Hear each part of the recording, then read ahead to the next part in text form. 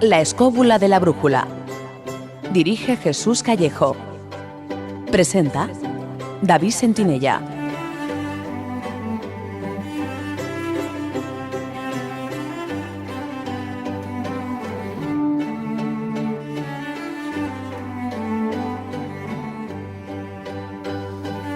Buenas noches, amigos. ¿Qué tal estáis? Desde los estudios de Radio 4G os damos la bienvenida a una nueva edición de La Escóbula de la Brújula.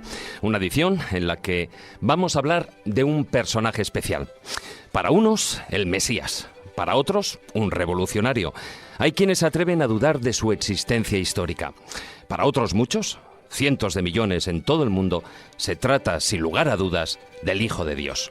Me estoy refiriendo, evidentemente, a Jesús de Nazaret. Sobre su figura y su importancia histórica y religiosa se han escrito miles de libros. Pero hoy vamos a indagar en el otro Jesús, sobre su persona, su familia, sobre los años de su vida oculta, sobre su relación con las mujeres. ¿Cuánto hay de mito y cuánto de realidad? Es ese otro Jesús, diferente al que conocemos comúnmente, tal vez más interesante y complejo que el que se trasluce en los evangelios reconocidos como oficiales. De todo ello hablaremos esta noche con la ayuda de Antonio Piñero, uno de los mayores especialistas e investigadores sobre el tema. Pero habrá mucho más, así que vamos con el sumario.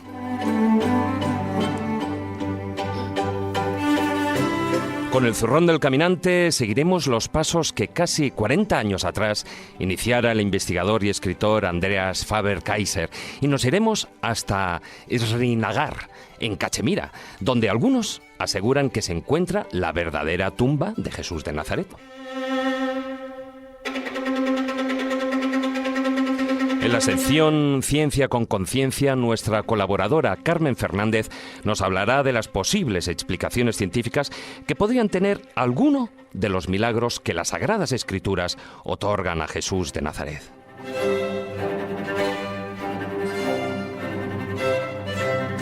Y finalmente daremos paso a un amplio filandón en el que profundizaremos sobre los aspectos más desconocidos de la vida de Jesús, el Nazareno.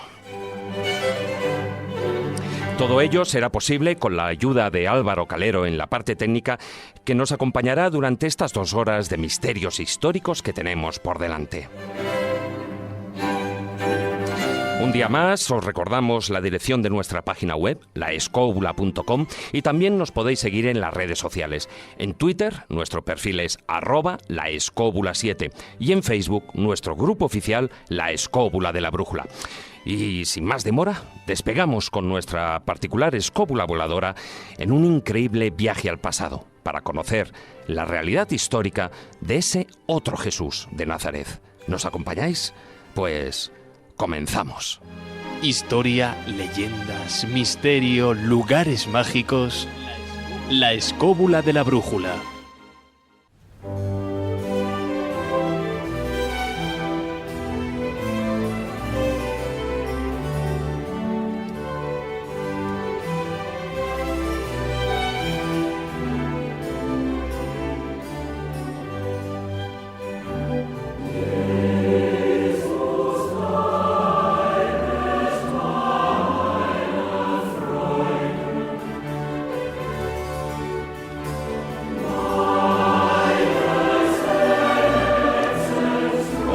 Tenemos, como os podéis imaginar, un programa denso, densísimo en contenido, y que, bueno, pues lo mejor yo creo que es presentar ya lo que es el equipo que siempre hacemos posible este programa, La Escóbula de la Brújula. Muy buenas noches, Jesús. ¿Qué tal, David? Muy buenas noches. El tema de Jesús es un tema, muchos opinan que muy manido, pero la verdad es que yo creo que a pesar de que siempre se hable mucho, sigue siendo el gran desconocido. Yo creo que sí. Además, te hago una pregunta, David. Tú has sido redactor jefe de una revista. ¿Cuáles eran los 3 temas principales que permitían vender más revistas? Sí, eso... Bueno, ahí habría que hablar de 4 temas, ¿no? 4 temas. Uno, las pirámides o Egipto. Otro era, evidentemente, el tema de los nazis. El tercero, por supuesto, Jesús. Y el cuarto, templarios. Son los 4 temas que cualquier revista que se precie, o incluso cuando empiezan a bajar las ventas, es cuando hay que sacar alguno de estos temas de portada, y eso lo hacen todas las revistas, ¿eh? Desde National Geographic a Historia, todas las que podían ser, digamos, más allá, Año Cero, Enigmas. Yo creo que es algo además internacional, porque son 4 temas que nos interesan a todos. Tú me has dado la respuesta, ¿ves? En una revista donde se tocan tantos temas cada mes, y que tú has sido redactor jefe de la revista Enigmas, que me digas que esos 4 son los que principalmente llaman la atención a todos los lectores, que supone que además son lectores especializados en esas temáticas, pues te puedes hacer una idea. Yo creo que Jesús de Nazaret, Jesucristo, siempre motiva a la gente, o bien para criticarle o bien para adherirse. Y a veces también su mensaje ha sido traicionado, ¿no?, con miles de interpretaciones, pero siempre está en el candelero. Yo creo que son de esos personajes que evidentemente dan que hablar. Para unos como fundador de una religión, para otros como Mesías, para otro como un personaje histórico sin más, y para otros ni siquiera le dan como la posibilidad histórica. Siempre es uno de esas personas de las que, por mucho que sepas, es más lo que ignoramos. Y fíjate, esta noche que vamos a tocar esos años ocultos de Jesús, o sea, de esa parte, ¿no?, desde los 12 a los 30 años que oficialmente no se sabe nada, pero es que incluso en su vida pública también desconocemos tantas y tantas cosas. Bueno, mal que tenemos aquí al maestro Antonio Piñero, que creo que nos va a sacar de dudas, y en algunas posiblemente nos generará también muchas otras dudas, pero eso es lo bueno que tiene esta figura tan controvertida. Muy buenas noches, Carlos Canales. Hola, buenas noches. Para ti, bueno, sin lugar a dudas, Jesús de Nazaret, uno de los grandes personajes, o posiblemente el más grande personaje de la historia. Bueno, voy a decir lo que opine yo, da igual, pero es el personaje más importante de la historia, sin lugar a dudas. Si Jesús ha dicho un asunto que luego trataremos, sabes que hay una pequeña corriente intelectual que sostiene la no existencia de Jesús de Nazaret. Bueno, pues si no existió, sigue siendo la persona más importante de la historia, porque la trascendencia de lo que hizo y del resultado de su legado ha cambiado el mundo para siempre. Luego hablaremos, como vamos apuntando temas, de cosas realmente interesantes. Por ejemplo, hay un asunto que a mí siempre me ha fascinado, interesado mucho, y es que la difusión del cristianismo debe muchísimo al hecho de que existiera un entorno cultural que tenía unificación de vías, comunicaciones, pesos, medidas y monedas, que era el Imperio Romano. Si no, probablemente el cristianismo no hubiera sido nada. Pero el imperio que fue su enemigo durante un periodo fue el que le permitió crecer y convertirse en algo universal. Es un asunto para mí realmente curioso. Luego yo también comentaré algunos matices de este apunte que ha hecho Jesús también así de pasada al principio, de los años perdidos y de la vinculación que has comentado tú con Asia. Realmente es que daría para muchos programas. Sí, la verdad es que sí, es un tema absolutamente amplio. Muy buenas noches, Juan Ignacio Cuesta, maese. Muy buenas noches, con la voz un poquito cascada. Con la voz cascada, bueno, sí, eso nada que no arregle. De los virus y bacterias un vaso de agua fría. Pululan en el aire. Bueno, Jesús de Nazaret, Jesucristo, uno de los grandes típicos tópicos para el mundo del arte. Pues sí, ciertamente, como decía muy claramente Carlos, parece mentira que un personaje del que no podemos demostrar fehacientemente la existencia se haya transformado en uno de los grandes símbolos de la historia y en el personaje fundamental de la historia, pero eso es fácil de explicar, porque él trae una solución a un problema. Él fundamentalmente trae una solución a un problema que era terrorífico, que es el problema de qué pasa después de la muerte, claro. Entonces, esto indudablemente, aparte de otro tipo de mensajes y otro tipo de lecciones y las circunstancias históricas que se dieron en su momento y posteriormente, nos llevan a hacer un amplio, digamos, catálogo de elementos que tienen consecuencias en toda la historia de la civilización. No solo de la occidental, sino también parte de la oriental y parte de las otras civilizaciones que en el mundo han sido. Entonces, aunque el cristianismo en sí mismo luego se transforma según va corriendo en distintos sitios y hay distintos tipos de elementos sincréticos que se le van adhiriendo, no deja de ser el heredero auténtico, verdadero del Imperio Romano. Y como ya lo anuncié antes, hoy vuelve a estar con nosotros uno de los grandes especialistas sobre la figura de Jesús y las Sagradas Escrituras, Antonio Piñero. Muy buenas noches. Hola, buenas noches. Fíjate, David, si Jesús de Nazaret era tan importante que hasta el director de este programa se llama Jesús. Hombre, y todas las noches le decimos aquello de Jesucito de mi vida. Jesucito. Claro, y cuidado, que soy el hijo de Dios, pero en sentido amplio todos somos hijos de Dios. Así que yo, con más razón, porque por alguna razón me llamaron Jesús, fíjate que es un nombre que fuera de España, cuando yo he hecho los viajes, cuando me preguntan ¿cómo te llamas?, les parece algo sacrílego. ¿Cómo que te puedes llamar Jesús? Eres el mismo nombre del fundador de una religión. Digo, sí, así se llamaba mi padre, así me llamo yo, y tengo que justificarlo. Tiene guasa la historia. Antonio, es un placer tenerte de nuevo en el programa. Para quien no le conozca, Antonio Piñero es catedrático emérito de Filología Griega, lo que es Filología Neotestamentaria, la Universidad Complutense de Madrid.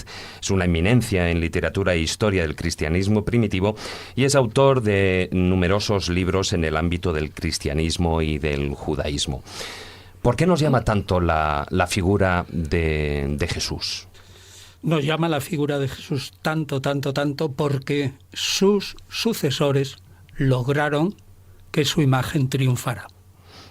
El día que murió Jesús, si hubiera habido periódicos en el Imperio Romano, si el periódico hubiera tenido 100 páginas, yo no sé si el día que murió Jesús hubiera ocupado una línea de la página 100.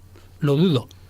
Pero realmente los sucesores, en un momento muy oportuno de la historia, con un instrumento que era el imperio muy oportuno de la historia, con una ideología de venta muy bien pensada, aunque fuera semiconsciente, hicieron de un Mesías judío invendible, en principio, para el mundo. A ver, ¿a quién le va a interesar un Mesías puramente judío? Lo transformaron en un redentor universal con una serie de credenciales que lo hacían perfectamente apetecible para muchas gentes. Bueno, a lo largo del programa y en ese macrofinandum que te tenemos preparado, que ya sabes, cuando vienes aquí te exprimimos al máximo tus conocimientos, iremos hablando de toda esa figura de Jesús y de todos esos puntos que hoy queremos tocar. Pero lo que, bueno, sí que me gustaría es hablar un poquitín de ese libro, de esa novela que acabáis de publicar, José Luis y tú, El trono maldito. La escóbula de la brújula.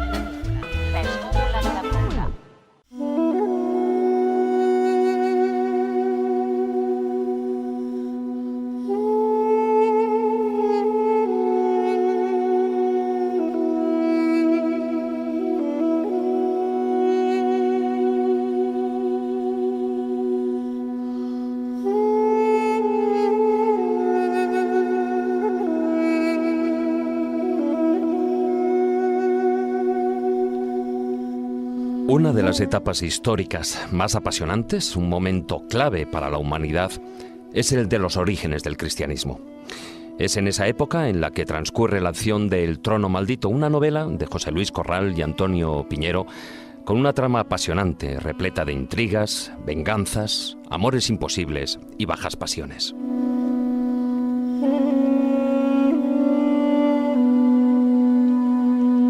La escena se sitúa tras la muerte del rey Herodes el Grande. El trono de Israel queda vacante y empieza una lucha por el poder que desencadena una truculenta historia de traiciones y violencia para ganarse el favor del emperador Augusto y subir al trono. Pero en medio de esa vorágine aparece un personaje especial, Jesús de Nazaret, un predicador que revoluciona al pueblo judío con sus sermones en los que cuestiona los planes del emperador romano y de la casta sacerdotal judía. Por eso, uno y otros intentarán acabar a toda costa con ese rebelde.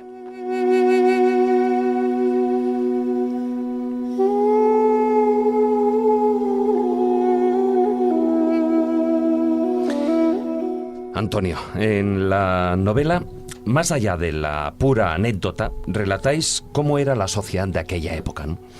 ¿Ha sido difícil? No, yo creo sinceramente que no, porque tenemos bastantes instrumentos. Pero yo te diría primero que por qué nos dedicamos en una novela que en el centro tiene sin duda a Jesús a relatar también la sociedad y el espacio en el que... Yo creo que esto es interesante porque si cualquiera, por muy genial que sea, intenta hacer una novela de 560 o 570 páginas sobre Jesús, resulta un rollo monumental. Es decir, no hay manera de aguantar una novela sobre Jesús de Nazaret tantas páginas. Ahora bien, si resulta que lo describes en el entorno, que es la sociedad que tú dices, que es el Israel del siglo I y además el Israel en el Mediterráneo oriental, una parte muy importante del Imperio Romano, empiezas a formar, digamos, el escenario en el que sitúas al personaje, y una vez que sitúas al personaje ahí encaja la mar de bien, y en no demasiadas páginas puedes presentar a la gente una imagen de Jesús que no suele aparecer en los sermones, porque solamente aparece en los sermones el aspecto del Jesús religioso. Claro, porque la novela se sitúa en una época, bueno, verdaderamente convulsa, en la que Roma ejerce casi hasta con mano de hierro, podríamos decir, una influencia y su poder. Pero, ¿cómo era esa realidad social y política que vivía Israel, el pueblo de Israel? Israel ha sido siempre, y sobre todo después de la vuelta del exilio de Babilonia, es decir, cuando vinieron los neobabilonios, liquidaron a Jerusalén por primera vez, 589 a.C., están la superestructura en Babilonia durante mucho tiempo, luego vuelven y caen en la cuenta que tienen que reconstruir un país, pero que están no bajo la mano férrea de Roma, sino de otra mano igualmente férrea, la del Imperio Persa.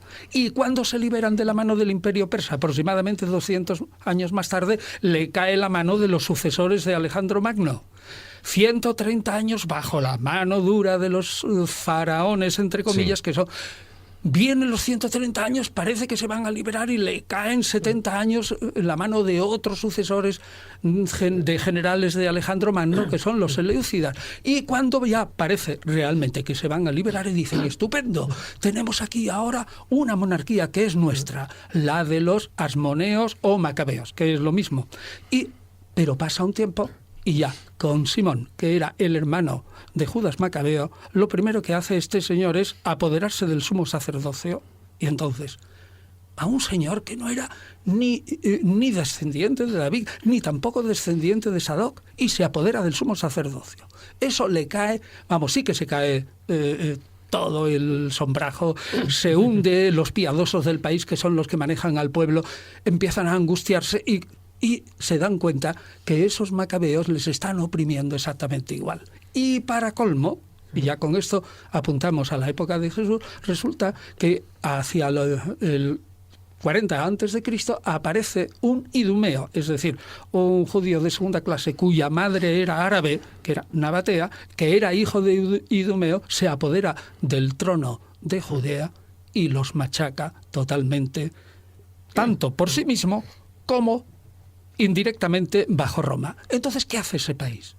Durante esos 200, 300 o 400 años, diciendo, somos un país pequeño, necesitamos la liberación, y empiezan a ansiar de una manera tremenda esa liberación. Ese es el ambiente. Sí, pero ahí hay una serie de movimientos independentistas de los judíos. ¿Eran relevantes? ¿Eran relevantes? ¿Tenían importancia? ¿Peso? Desde el momento en que nace Jesús, se producen hasta el año 66 aproximadamente, 11 movimientos relevantes que acaban con muertes al menos de 3 a 4 mil personas pasadas por la espada por los romanos. Es decir, si en 66 años hay por lo menos 11 movimientos relevantes, pues ya me dirás tú. ¿Todos de celotes o de alguna otra facción? Celotes, quiero decir, celadores de la ley, gente que está dispuesto a dar la vida por la ley, pero también, y esto es lo importante, si otros no lo cumplen, fijaos, qué parecido ahora con el Estado Islámico. Si otros no lo cumplen, haremos que la cumplan por la fuerza. Muy semítico, por cierto. Totalmente. Pero iba a comentar un pequeño detalle que es un matiz importante. Lo que hace grande al cristianismo a la muerte de Jesucristo, es que va contracorriente, es una ideología totalmente diferente.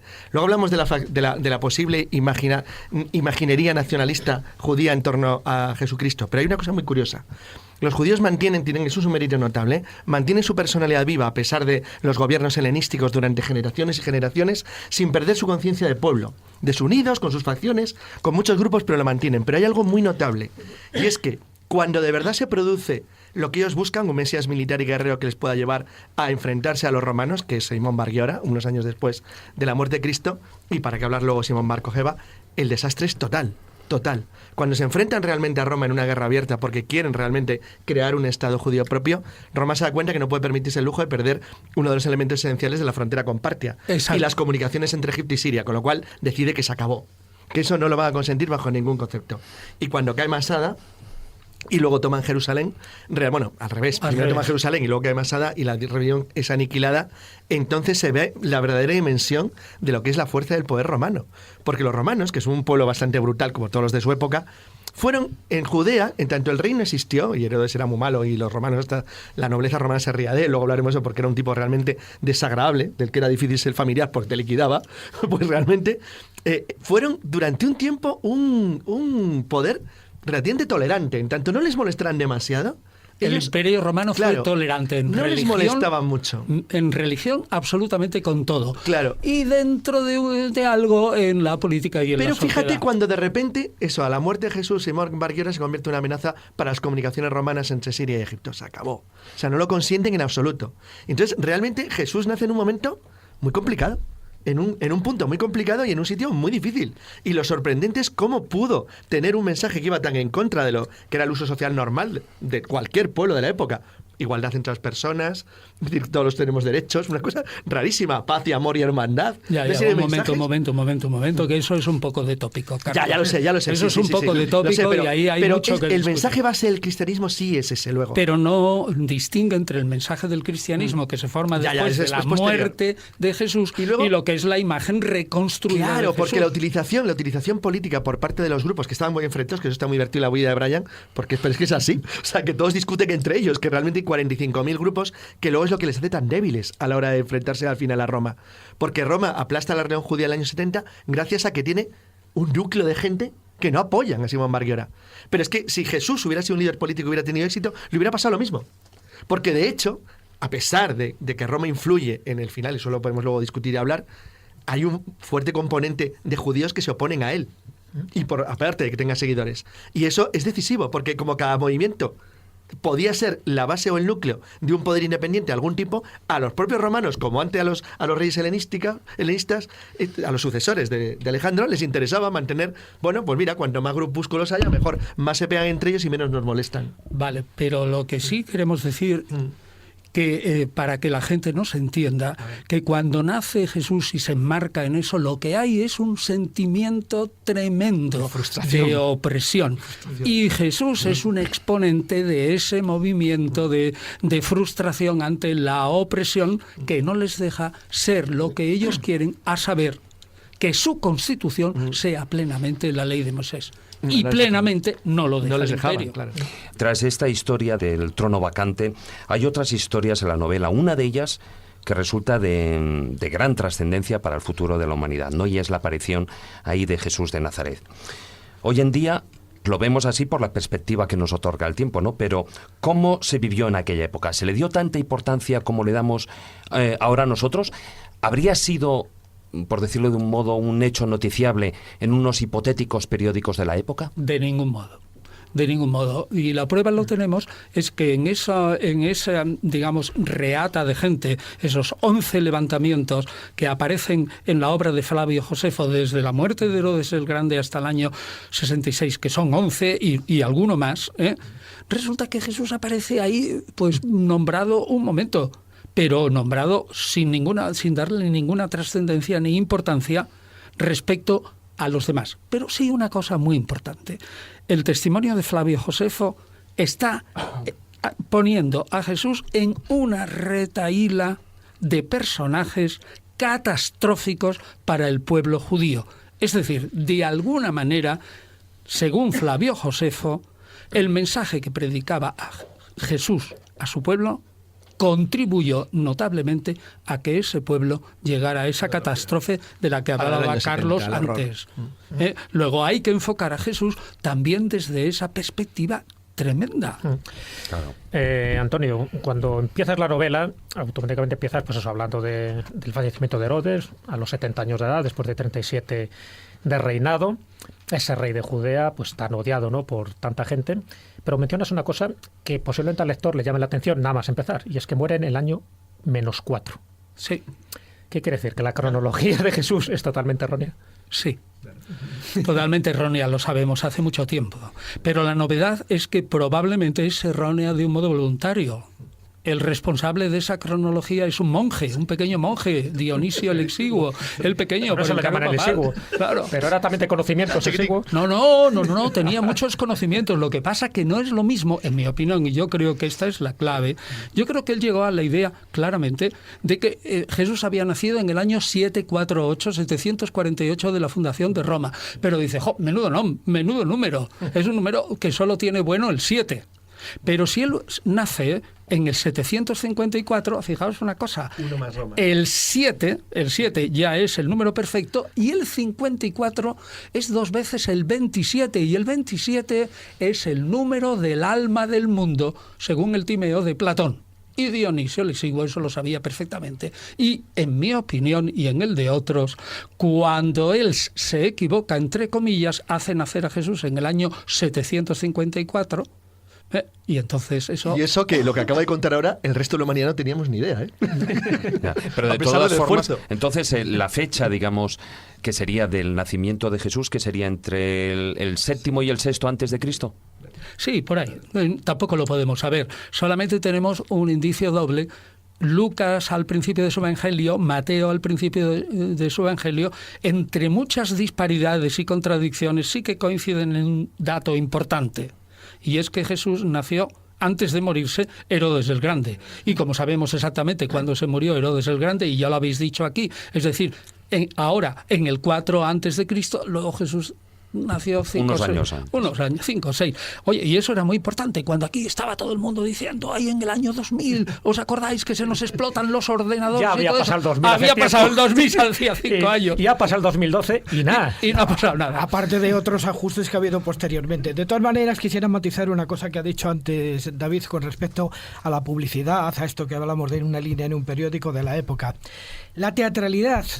Voy a decir a lo mejor una herejía, Antonio. A ver. La teatralidad con la que se ha tratado el tema de la pasión posteriormente, a partir del año 400, eso es una teatralidad y quizá un poquito excesivamente forzada, ¿eh?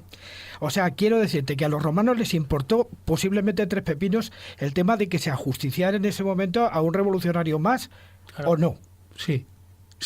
O sea, que toda esa Pero teatralidad probablemente es ya... pero esa teatralidad, en parte, y esta es mi hipótesis en La verdadera historia de la pasión, que es otro libro que anda por ahí, es que esa teatralidad también está fomentada por los evangelistas. Yo soy de la hipótesis que la historia de la pasión debió de durar aproximadamente 6 meses, pero que los evangelistas lo comprimieron muy astutamente. Eso era justo lo que quería decir. Lo comprimieron siguiendo un modelo previo en una semana, con una unidad de lugar, de tiempo y de acción conforme a los cánones clásicos. Ahora bien, que la muerte de Jesús debió de acontecer cerca de la Pascua, eso es seguro.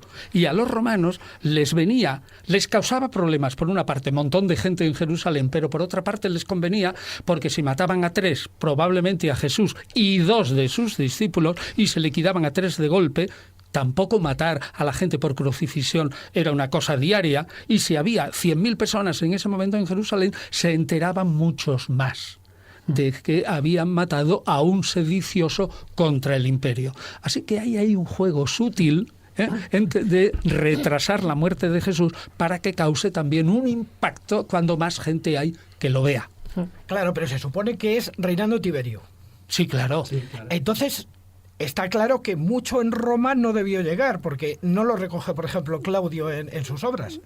Que Claudio el emperador, será... ¿Te refieres a Tácito? Bueno, me refiero Tácito. a cualquier escritor de la época. Sí, o Suetonio. No lo recoge. Yo creo que la muerte en una provincia tan turbulenta de 3 personas cerca, yo creo que no debió ser muy importante, aunque insisto en que matar a 3 y además crucificados no era una cosa de todos los días. De ahí podemos decir, como preguntan algunos, ¿es que acaso Poncio Pilato no envió esas actas de ese juicio extraordinario fuera, o sea, un juicio rápido y sumario, no lo envió a Roma? La respuesta es probablemente sí, pero esas actas se han perdido irremisiblemente. ¿Por qué? Pues porque había muchas y ese personaje, como hemos dicho aquí, era irremisiblemente pequeño en conjunto. Una pregunta muy concreta, Antonio. En aquella época nos situamos justo en ese momento de Herodes. Para ti, ¿quién tendría más carisma de estos 4 personajes que te voy a citar? ¿Barrabás, Juan el Bautista, Simón el Mago o Jesucristo? Carisma personal. Sí. Parece ser que el que arrastró más gente, yo dudaría, fue o Juan Bautista o Jesús, uno de los dos, porque si no, no aparecerían. Si hubiera tenido mucho arrastre de personajes, Simón el Mago no, porque es posterior, probablemente, a lo mejor. Bueno, decían que era coetáneo durante unos años, por lo menos. Y que hacía además verdaderos prodigios, que posiblemente fuera prestidigitación. Probablemente, pero yo digo que es posterior, tal como aparece a la muerte de Jesús, y realmente Flavio Josefo no lo tiene en cuenta a Simón el Mago, para nada. Tampoco tiene en cuenta a Barrabás, ni aparece por ninguna parte. Luego podemos dudar entre Juan Bautista y Jesús. Está claro que Jesús, aunque fuera un poco, sí les preocupó mínimamente, porque podía ser el detonante de un futuro grupo mayor, que eso es, los romanos estaban atentos. Bueno, era algo que pero fuese Juan preocupante. Bautista igual. Igual, exactamente igual, efectivamente, porque fíjate, Simón Barguera les sorprende, de golpe. O sea, saben que hay un movimiento parecido y de repente fíjate con lo que se encuentran unos años después, con lo cual los romanos son unos tipos inteligentes y sabían que podía ser el núcleo de una masa de seguidores notables si no tenían cuidado.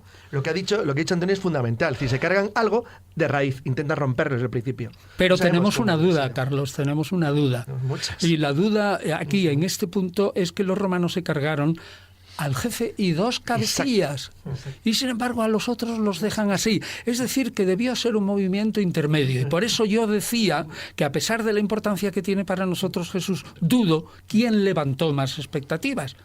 Juan Bautista o Jesús. Pero también alguien me podría decir, también se lo cargaron a él solo, porque Flavio Josefo no cuenta que se cargaran a sus sucesores. Así que gana Jesús, porque a Jesús se lo cargan junto con dos discípulos. Y sin embargo a Juan Bautista se lo cargan solo. Luego, Jesús.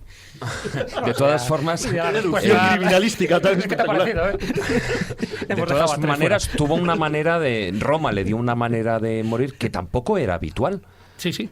Digo, no era habitual. No era habitual. Era un acontecimiento. ¿Y entonces? ¿Qué? ¿Por qué? Porque era absolutamente molesto, porque querían que sirviera... No, es que lo tomaban como un falso profeta y querían que sirviera de toque de atención para los demás. El toque de atención, que fuera falso profeta, a un romano le importaba un comino.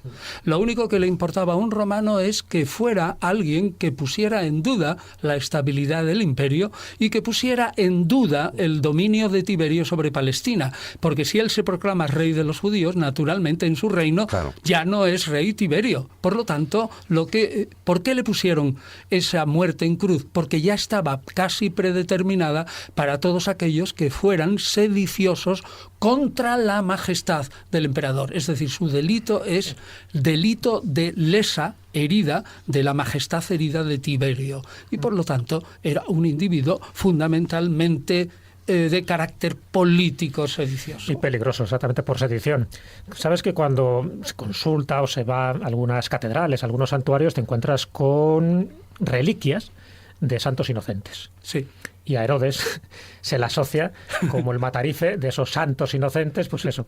No, se le asocia, fue Mateo el que lo asoció. Claro, asocia. El evangelista Mateo. Con lo cual indica, si eso fuera verdad, la poca inteligencia que tenía este hombre, ¿no? Que se prefiere cargarse a todos en lugar de cargarse a uno que sabía dónde estaba. Pero si los emperadores romanos decían que lo más peligroso del mundo era ser pariente de Herodes. No, está claro. Era terrible. ¿Qué hay de verdad, qué hay de mentira en esa tradición? No, probablemente eso es una leyenda. Parece imposible que una leyenda de tal calibre, ten en cuenta que Belén es la ciudad de David, que de alguna manera Herodes quería asentarse en la memoria del pueblo como un descendiente de David, aunque sea legitimado por los hechos, había conseguido un reino tan grande como el de David.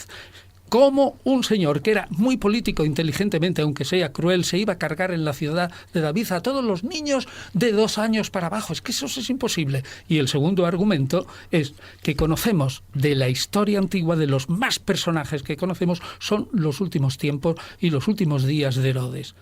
Un hecho de tal monumental crueldad jamás se le habría escapado a Flavio Josefo. Hombre, está claro, en mi ciudad no se matan a niños, no. Eso está claro. Con lo cual eso tiene 2 consecuencias. Primero, que hay que aligerar de reliquias algunas catedrales, ¿no? Los santos inocentes, igual que las 11.000 vírgenes de Santa Úrsula, habrá que ir quitándolas. Y por otra parte, el 28 de diciembre habrá que celebrarlo en otro momento, ¿no? Pues fíjate, es lo mismo que a mí me pasó una vez que yo di una conferencia en Jerez y alguien me preguntó, fíjate que son muy amantes de las cofradías, y me preguntó a alguien, bueno, pero usted, en último término, después de que yo les hacía dudar y todo esto, ¿usted qué piensa de José de Arimatea? Y yo le dije, es un hombre de muy dudosa historicidad.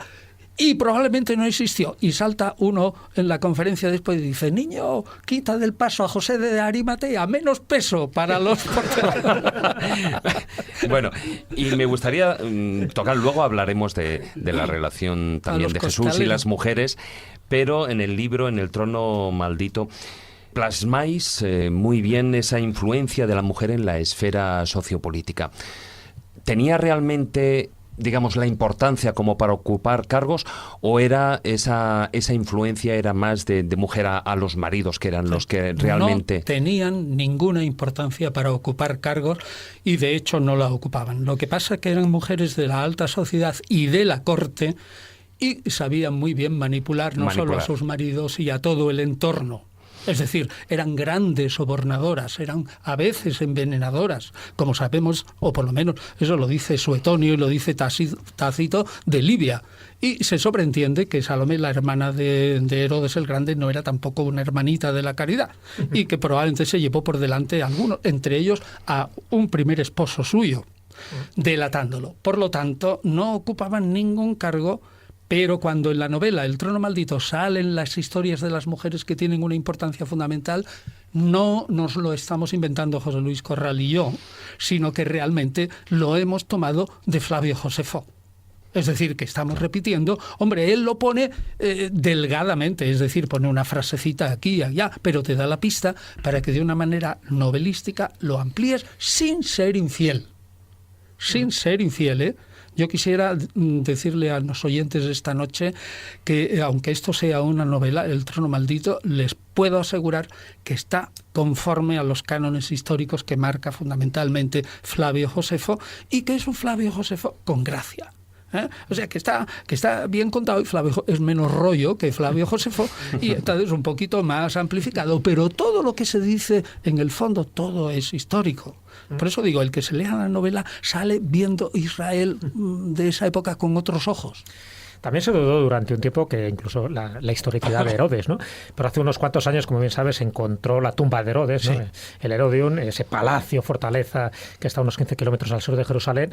Y aunque no se han encontrado los huesos, parece que todas las indicaciones indican de que... No se han encontrado los huesos porque casi seguro que fue la tumba expoliada. Claro, sí, sobre todo en los años 66 y 72 de nuestra era, precisamente con estas rebeliones que tú haces.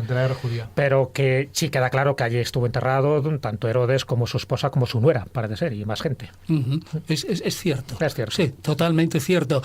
Hombre, y lo que me extraña es que digas que haya gente que dude de la existencia de Herodes, porque es que está en los anales romanos. Está muy documentado. Y tan documentado que yo estoy absolutamente asombrado. Sí. Hay gente de verdad que duda de la existencia de Herodes. En el momento que se duda ya de la existencia de Jesús en aquella época, hay muchas personas que empezaron a dudar de todo el conglomerado que había, diciendo que eran mitos. Hay mucha documentación clásica. No, evidentemente, pero también se ha dudado de Caifás hasta que se encontró también la tumba no hace demasiado. Sí, tú lo sabes, probable. Claro, o la probable tumba de Caifás, bueno, para todo lo indica, por lo menos la inscripción o la epigrafía lo decía. Lo indica. Pero bueno, que es cierto que son como pequeños eslabones arqueológicos que van confirmando la veracidad de muchas de las cosas que se dice en los evangelios, a pesar de que hay otras que son simbólicas o que están tomadas o que de otras son tradiciones. Claramente legendarias. Pero si me permitís una cosa, porque habéis hablado de, a propósito de que todavía existen obras sesudas sobre la no existencia de Jesús, yo estoy convencido de... A mí me da igual, teóricamente, es decir, si no hubiera existido yo lo diría, porque todos conocéis que yo soy muy escéptico, muy racionalista,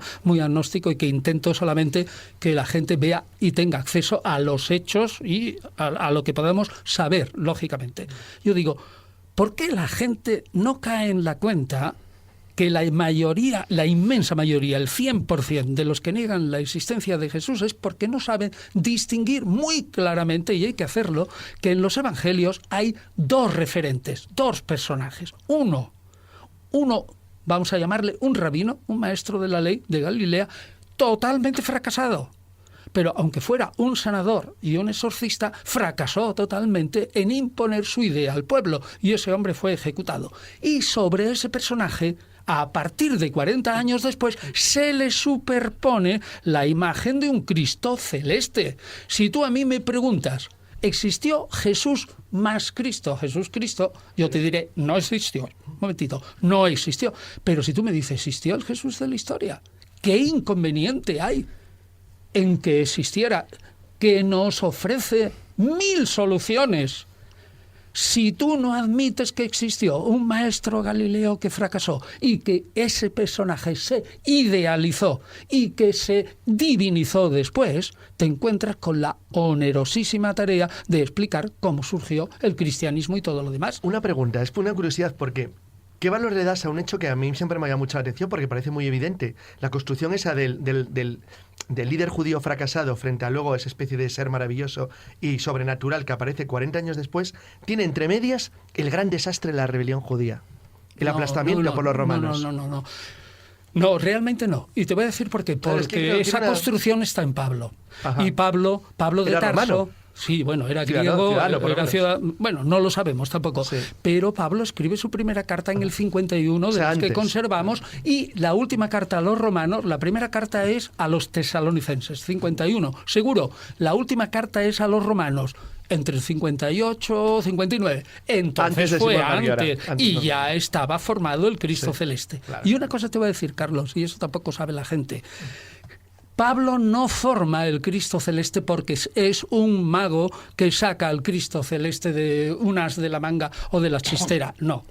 Y eso lo intento demostrar en el libro, que saldrá a lo mejor dentro de un mes o mes y medio, en Trota, una interpretación del pensamiento de Pablo. No.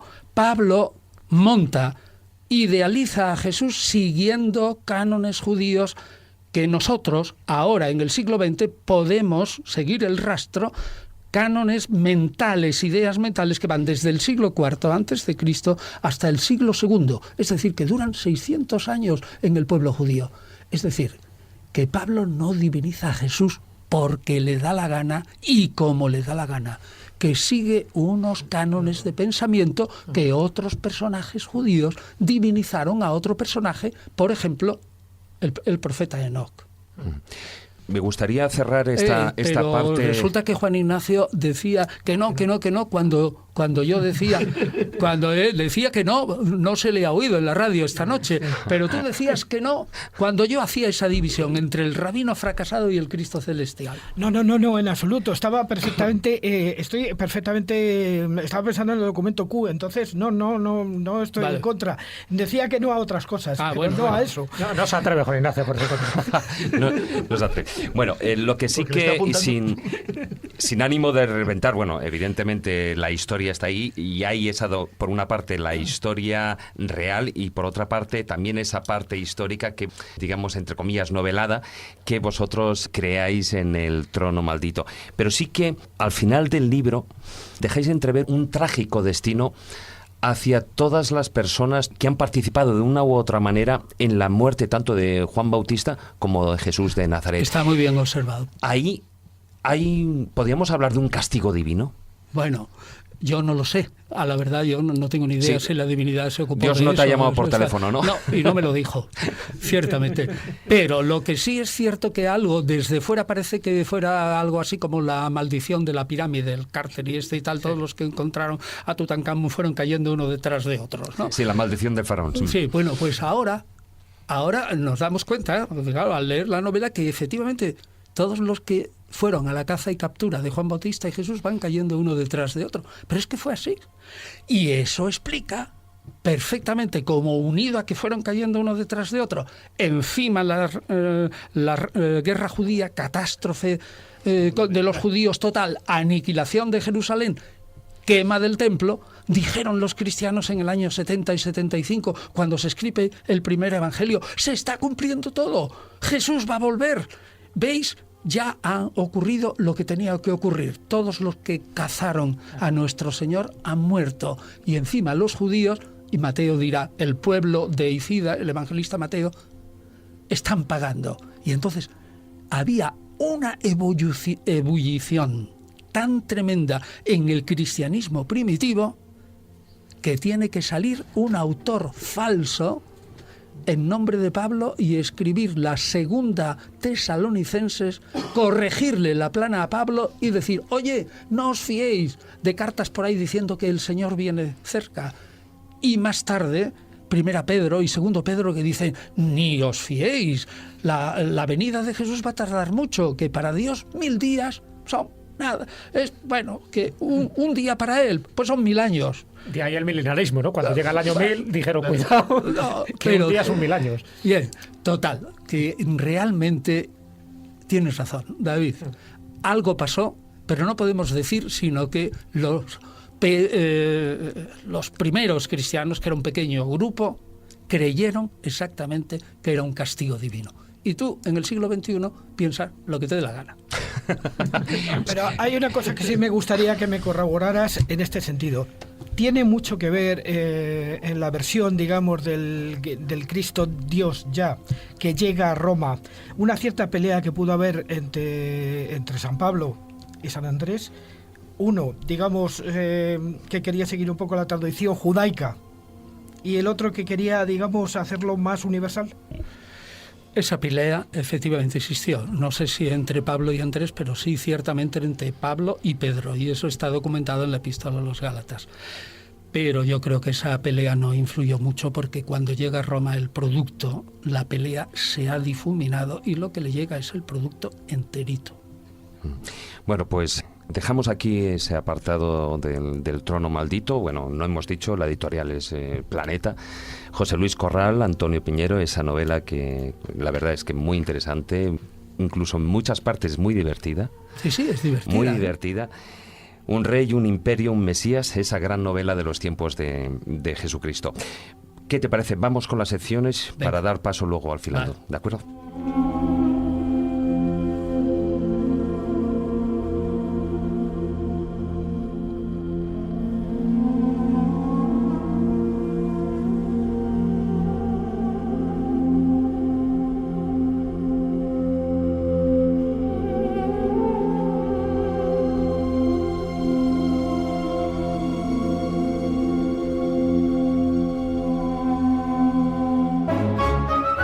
La escóbula de la brújula.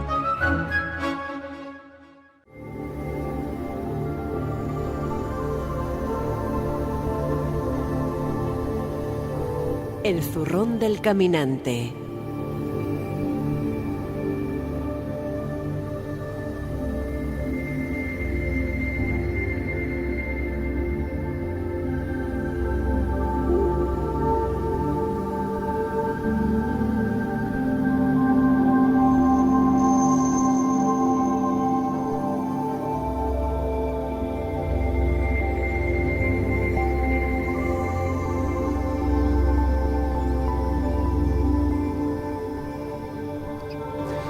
Y continuamos en la escóbula de la brújula ahora con esa sección, con el zurrón del caminante, una sección que me temo que va a ser polémica, porque apareció hace por allí en el año 1976 un libro donde se exponía esa posibilidad de que Jesús de Nazaret no hubiera muerto en la cruz, sino que una vez curado de esas heridas, pues hubiese seguido el rastro posiblemente de las tribus perdidas de Israel hasta Cachemira. Bueno, para los, digamos, versados en este tipo de cuestiones, esto ya es una noticia antigua, lógicamente, pero hay mucha gente que se incorpora y que no conoce la obra de un alemán afincado en España, que fue Andreas Faber-Kaiser, que es el que escribe el libro de exactamente este de que Jesús vivió y murió en Cachemira. Y murió en Cachemira, donde establece una hipótesis que él la trae fundamentalmente de los descubrimientos de un ruso que se llamaba Nicolás Notovich, que parece ser que empieza a encontrar una serie de documentos en donde se describe que alguien que había venido de Occidente y que venía con unas vestiduras blancas iba dando mensajes muy parecidos a los que luego van a aparecer en los evangelios. Además, incluso encuentra el acta de la creación del famoso INRI en la cruz de Cristo, el Jesus Nazareno Res Judeorum, y entonces se establece la hipótesis siguiente, la hipótesis de que en esos años famosos en los cuales no sabemos nada de la historia de Jesucristo porque hay un vacío en los evangelios sobre este asunto, desde que era pequeño hasta prácticamente los 30 años. Sí, de los 12 a los 30, ¿no? Él hubiera emprendido, como se dice en algunos, el camino de Egipto, o hubiera emprendido también el camino de lo que es la ruta de las especies, o la que luego posteriormente en el siglo XIX se llamó la ruta de la seda, y que hubiera llegado hasta Cachemira, en el límite entre la India y Pakistán, y que, digamos que después de su muerte, una muerte, digamos que se le pudo rescatar de esa muerte de alguna manera con algunos ungüentos pócimos o vaya usted a saber, una vez curado, volvió a Cachemira y entonces siguió allí realizando su labor hasta su muerte. De hecho, los musulmanes de la zona tienen un mausoleo a alguien a que llaman San Sisi o San al-Sisi, o en fin, de diferentes maneras, tal y como se diga en la zona, al que se le atribuyen muchos de esos prodigios. Es considerado incluso hoy día como un hombre santo. Y claro, de ahí viene la hipótesis de si realmente no murió en la cruz y terminó allí sus días haciendo todas las prédicas que de alguna manera nos han llegado y que, según Andreas Faber-Kaiser, son perfectamente posibles. Una hipótesis, lógicamente, que hay que cogerla pues con pinzas. Sí, además es curioso, ¿no? Yo creo que el libro más polémico y posiblemente también más vendido de Andreas Faber-Kaiser, porque claro, se mete con la figura de Jesús, pero se mete desde el punto de vista más polémico posible. Es cierto que si la vida de Jesús la dividimos en 4 etapas, la primera más o menos es conocida, ¿no? Que es desde que nace hasta la presentación del templo. A partir de ahí, esos 12-13 años, se pierde su pista hasta los 30 años. Hay mucha especulación. Nicolás Notovich habla de esos años perdidos de Jesús, que si pudo haber estado en Egipto, en la India, en Persia, etcétera. Luego está la otra parte pública, la más conocida, la que realmente se relata en los evangelios, tanto canónicos como apócrifos, y luego está la parte más heterodoxa, más casi conspiranoica, que es qué ocurre después de la resurrección. Algunos dicen que realmente nunca llega a morir y por lo tanto es una muerte fingida. Incluso en el Corán se habla de que fue crucificado alguien que se parecía a Jesús, pero no realmente Jesús. ¿Y qué ocurrió con él? Y ahí se varía muchísimo, porque claro, encontrar la tumba de Jesús es de alguna forma negar también la resurrección. Claro. Entonces, yo he encontrado tumbas, me refiero como teorías de tumbas, ¿no? Tanto en Rennes-le-Château, cerca de Rennes-le-Château, en el Monte Cardú, como en Japón, como en Cachemira. Cada uno arguyendo sus historias, sus leyendas, pero siempre con una base bastante endeble, porque de ser así, quiere decir, en el caso, por ejemplo, de Andreas Faber-Kaiser, de esta tumba que estaría en el Renagar, en el Rozabal, dentro de Cachemira, sí. Pues claro, vivió prácticamente casi hasta los 100 años, casado, con hijos, en fin, una vida placentera y con su tumba allí, al lado. Y además, ya no solo eso, sino que Santo Tomás, incluso la Virgen que la acompaña en este itinerario, que la Virgen moriría en el camino, su tumba dice que estaría en lo que actualmente es Pakistán, ¿no? En lo que era Murree, y que allí también hay gente que la va a adorar. Es decir, da un cambio tan radical a todo lo que conocemos del Nuevo Testamento que o te lo crees a pies juntillas como un dogma de fe o realmente alguien está interesado. Pero yo creo que en esta teoría falta algo, porque aquí estamos partiendo de unos documentos que Notovich encuentra en una lamasería. La lamasería de Imis, de la región de Ladakh y tal. Es donde aparecen estos documentos. Y si nosotros vamos y aparecen estos documentos que él fecha pues en el siglo XVIII, por ahí. Sí, efectivamente. Pues imagínate, no pasó nada. Y nosotros sabemos hoy día perfectamente que en la época posterior a la aparición del cristianismo, en la parte donde había lamaserías, no había lamas ni había budistas, sino que había cristianos nestorianos. De todas maneras, a ver, estamos hablando de que eso estaría en Pakistán. No, es que lo del nestorianismo es muy hoy en día. Pero que es muy dudoso, porque el nestorianismo, primero, aunque es verdad que lo sabía, estaba más al norte, llegaban, y se conoce bastante bien la aparición de los grupos nestorianos en la zona oriental del imperio sasánida. Yo no creo que tenga nada que ver con lo que cuenta Faber-Kaiser. Faber-Kaiser y Notovich abren una línea. Notovich abre una línea rara de lo que él cree que puede ser una historia real vinculada, como tú muy bien has dicho al principio, al comercio de la seda de las rutas de Oriente. Pero el nestorianismo sí se sabe cómo llega. Y está bastante bien documentado, porque llega hasta el siglo XIII. Claro. Bueno, aparte yo diría 2 cosas. La primera, que hay que juzgar en historia antigua las hipótesis, hay que juzgarlas por su verosimilitud. Y yo no conozco a ni un solo personaje dentro del ámbito de los estudios, ya sean ateos, agnósticos o algo así, que gaste ni una décima de segundo en considerar la obra de Faber-Kaiser, porque es absolutamente implausible. Segundo, Que Jesús murió totalmente, que Jesús murió, es una cosa que no se puede negar por dos motivos. El primero, porque los romanos mataban muy bien. Y sobre todo mataban muy bien en el momento en que tenían que matar, cuando tenían a 100.000 personas delante. Y tercero, la muerte de Jesús supuso un gravísimo problema teológico para los cristianos primitivos, que tuvieron que devanarse los sesos y crear una teología para justificar la muerte nada menos que del Mesías, que nadie la justificaría si esa muerte no hubiera ocurrido. Y por último, ¿tú te crees que un individuo que ha ido a Egipto, que ha ido a Cachemira, que ha aprendido toda la filosofía oriental y que luego, por hipótesis, ha vuelto, antes de morir, tiene su vida pública y lanza todas sus soflamas? ¿Tú crees que es lógico que en todo lo que conservamos de él, y conservamos cosas que son a veces verdaderamente poco inteligibles, pero que encajan dentro de una mentalidad de un profeta apocalíptico semita? ¿Tú crees que en todo lo que se puede conservar de él no hay ni una sola palabra ni de religión egipcia, ni de religión budista, ni de nada? Es todo puro Antiguo Testamento. Yo estoy absolutamente de acuerdo contigo en esto, pero también es verdad que esta es una teoría que estuvo un tiempo circulando por algunos ámbitos de gente fantasiosa y creyente, y que creo que debe conocer la gente. Por eso la traemos. Pero si vas a Cachemira te dicen esta misma teoría. Ellos dicen que está enterrado allí Jesús. Sí, o sea, que ellos tienen esa tradición. Yo no lo pero creo. Dentro de una Si yo fuera de Cachemira lo diría. Claro, por eso digo que ellos lo dicen. Y es un lugar muy turístico. Porque ahora cualquiera se acerca a Cachemira. Exactamente. Pero antes, sí. Pero de hecho, la gente puede verlos. O sea, en Internet hay muchas imágenes de ese lugar, de Srinagar, y de donde es la zona de la tumba. Bueno, sea real o no. Bueno, no Es el vamos a movimiento entrar. Ahmadiyya, sobre todo los que dicen, los que predican, ¿no? Dentro de un Islam heterodoxo, los que predican que allí está enterrado Isa, que es como le llaman a Jesús. Isa. Sí, Isa. San Isa. Bueno, pero vamos a ver, es que todo el Corán, en concreto, de donde nace probablemente todas estas ideas, en el fondo, se nutre de los evangelios apócrifos. El Corán o el cristianismo que conoce Mahoma es sobre todo el que circulaba apócrifamente en la Arabia Félix del siglo VII, igual que el judaísmo que predica Mahoma, que al principio es una suerte de judaísmo de bárbaros para bárbaros, diría el mismo Mahoma. Pues es que es realmente un judaísmo también tanto apócrifo. Así que no podemos, sobre unas fuentes que son tan tardías, apócrifas de eso, montarnos historias, porque si no, nos podemos... Aquí, ahora mismo, si tuviéramos dinero, podríamos montar un chiringuito.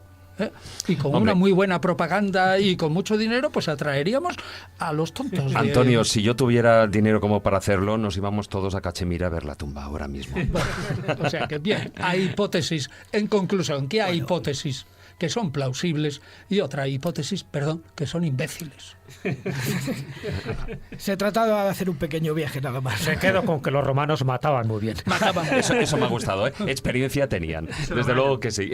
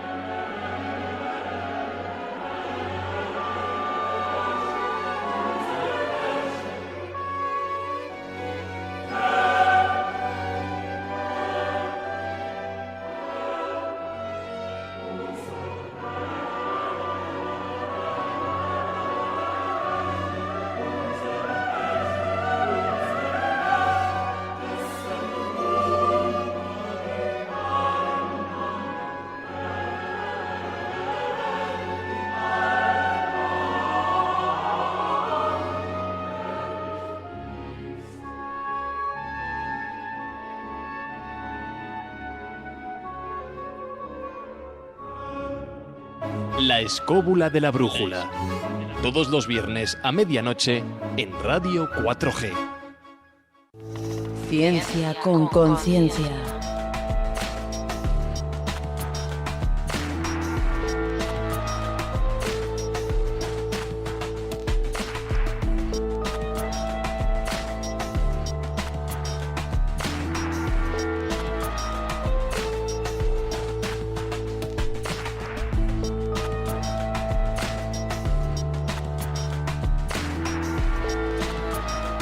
Muy buenas noches, Carmen Fernández. Buenas noches, David.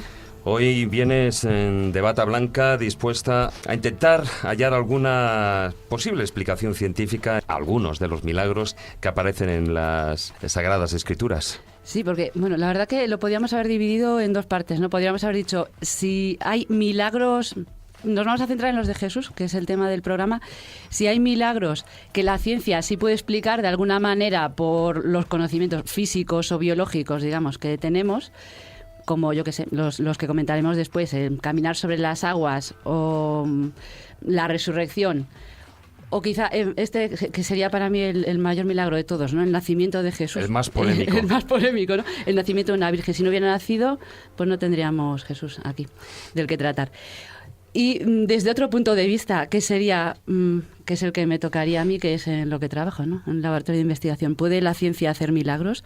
¿Puede reproducir alguno de los milagros de Jesús, como por ejemplo la curación de un ciego? Pues sí, ¿no? Todos lo sabemos. Te puedes hacer una operación de láser y mejorar la vista. O hay tratamientos ya que se ha visto que funcionan con células madre que permiten a los ciegos ver, ¿no? Pues puede reproducirlos o puede hacerlos en sí mismo. Para mí un milagro es, por ejemplo, erradicar una enfermedad, como la viruela, por ejemplo. Eso es un milagro científico. ¿Pero puede la ciencia convertir el agua en vino? El agua en vino, yo diría al revés. El vino en agua. El vino en agua sí, porque la diluyes, o sea, le empiezas a echar litros y litros de agua encima del vino y llega un momento... Hombre, iba a decir como la homeopatía, pero a lo mejor... Y sobre todo, ¿lo podía hacer en el siglo I? Hombre, sí, disolver vino en agua creo que lo podían hacer perfectamente, añadir litros. Eso sí, no, pero por ejemplo, lo que ha dicho Jesús no lo veo muy fácil, ¿eh? No, al revés. Agua en vino, ¿qué es lo que a ti te interesa, Jesús? El agua en vino... Si no, las bodas de Caná hubiera sido otra cosa. Claro, el agua en vino yo la verdad que lo he buscado, ¿eh? ¿Lo has intentado en el laboratorio? No, yo lo he buscado a ver si alguien se había dedicado ya a hacer este experimento. Eso yo creo que ya es alquímico. Y oye, yo si lo consiguiera me hacía eso de ya oro, es alquímico. ¿no? Me hacía de ¿Qué oro. denominación de origen tenía? ¿Tiberiades, Jericó? ¿De dónde era ese vino? Son preguntas importantes. Pero sí, la verdad. Pero si te digo en serio, no lo he encontrado en cuanto a agua en vino, pero sí he encontrado experimentos de niños en los coles, pues por ejemplo, cambiando de color disoluciones por un proceso que se llama redox, donde sí pasan cosas de transparentes, como si fuera el agua, a coloradas como si fuera vino. El vino lo podrías poner como blanco, como si fuera la leche. Claro, como si fuera agua transparente, o sea, el agua y añadirle ciertos compuestos que al disolverse tienen color. Sí, yo lo he visto también en blanco, como si fuera la leche. Sí, pero bueno, efectivamente. Pero yo te digo, yo el otro, lamentablemente no lo he encontrado y no tengo tiempo para dedicarme a ello en el laboratorio porque me hacía de oro, vamos. Bueno, vamos con cuál quieres empezar.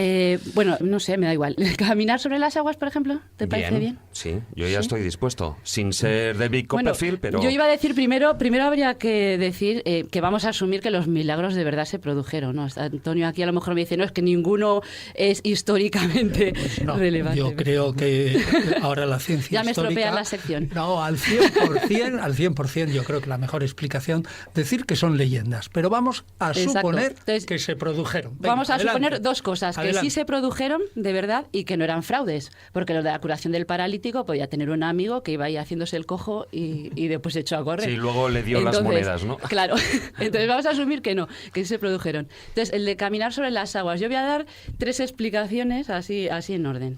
La primera, que claro, vais a decir, jolín, pues estaban ciegos todos los de Galilea. Imaginaos que se hubiera congelado el mar de Galilea. Entonces ahí podría caminar perfectamente. Eso sí que sería un milagro, ¿eh? Se hubieran enterado... Más que andar sobre las aguas, sería que primero, se hubiera congelado. Bueno, con el tiempo que hacía allí, o por lo menos el que hacía cuando estuve yo en julio, te digo que aquello no se congelaba ni de broma. Pero, claro, a ver, si se congela el mar entero, pues no, porque hubiera sido obvio que se podía caminar o incluso patinar, podía haber ido patinando. Pero si hay un señor, y además lo traigo aquí, el nombre... Claro, lo mismo. Jesucristo en Claro. Con dos patines. Un señor que se llama Doron Noff. Es un profesor de oceanografía de la Universidad de Tallahassee, en Florida, en el estado de Florida. No sé si Carlos a lo mejor lo conoce personalmente. Es la capital. Pero, no digo al señor al profesor. Él ha intentado dar una explicación a esto, a lo de caminar sobre las aguas, precisamente por la formación de... No de que se congelara todo el mar, sino la formación de placas de hielo lo suficientemente gruesas para que hubiera podido ir caminando, y según él eso se podía producir si tienes, por ejemplo, zonas de agua fresca que tengan manantiales o, digamos, corrientes rápidas de agua salada, un poco más caliente, que circula a través de ellas, y si hay un bajón de temperatura considerable, bueno, que tampoco era tan considerable, él decía 4 grados, y se supone que él hizo ahí sus cálculos, y eso podía suceder perfectamente en la zona del mar de Galilea, se hubieran podido formar esas placas que estaban allí flotando, imagínate, planas debajo del agua como un iceberg, pero bueno, ahí flotando, y que las hubiera podido aprovechar para caminar. No la creemos. A mí no me convence mucho, pero me hace gracia porque este señor tiene otra explicación, no lo metemos aquí. Le sobra tiempo, ¿no? Este señor, ¿no? Del antiguo, espérate, porque ahora te cuento la otra, que es mejor.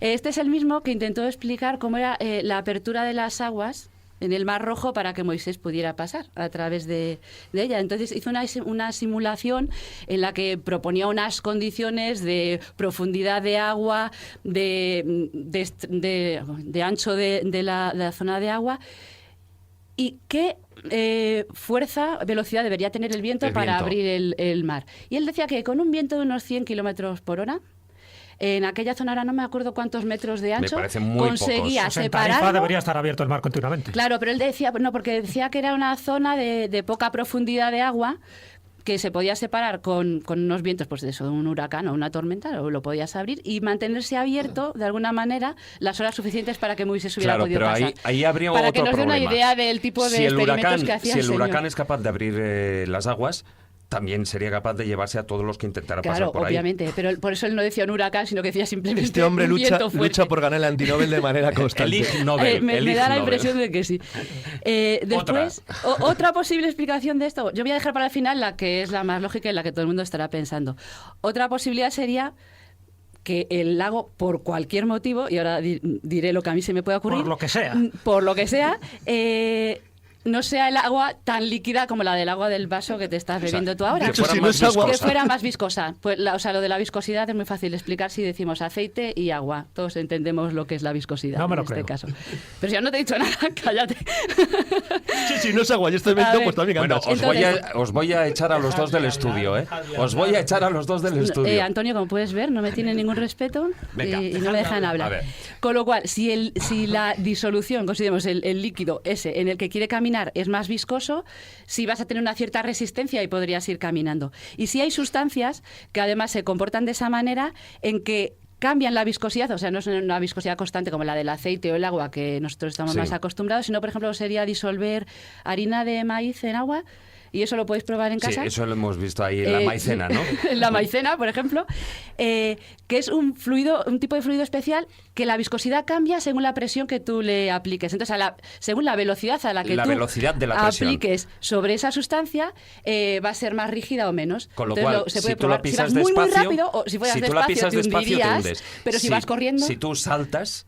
Si vas corriendo, botas. entonces podrías hacerlo. Pero claro, dices, hombre, esto no va a pasar en el mar de Galilea. ¿Cómo puedes conseguir esa viscosidad?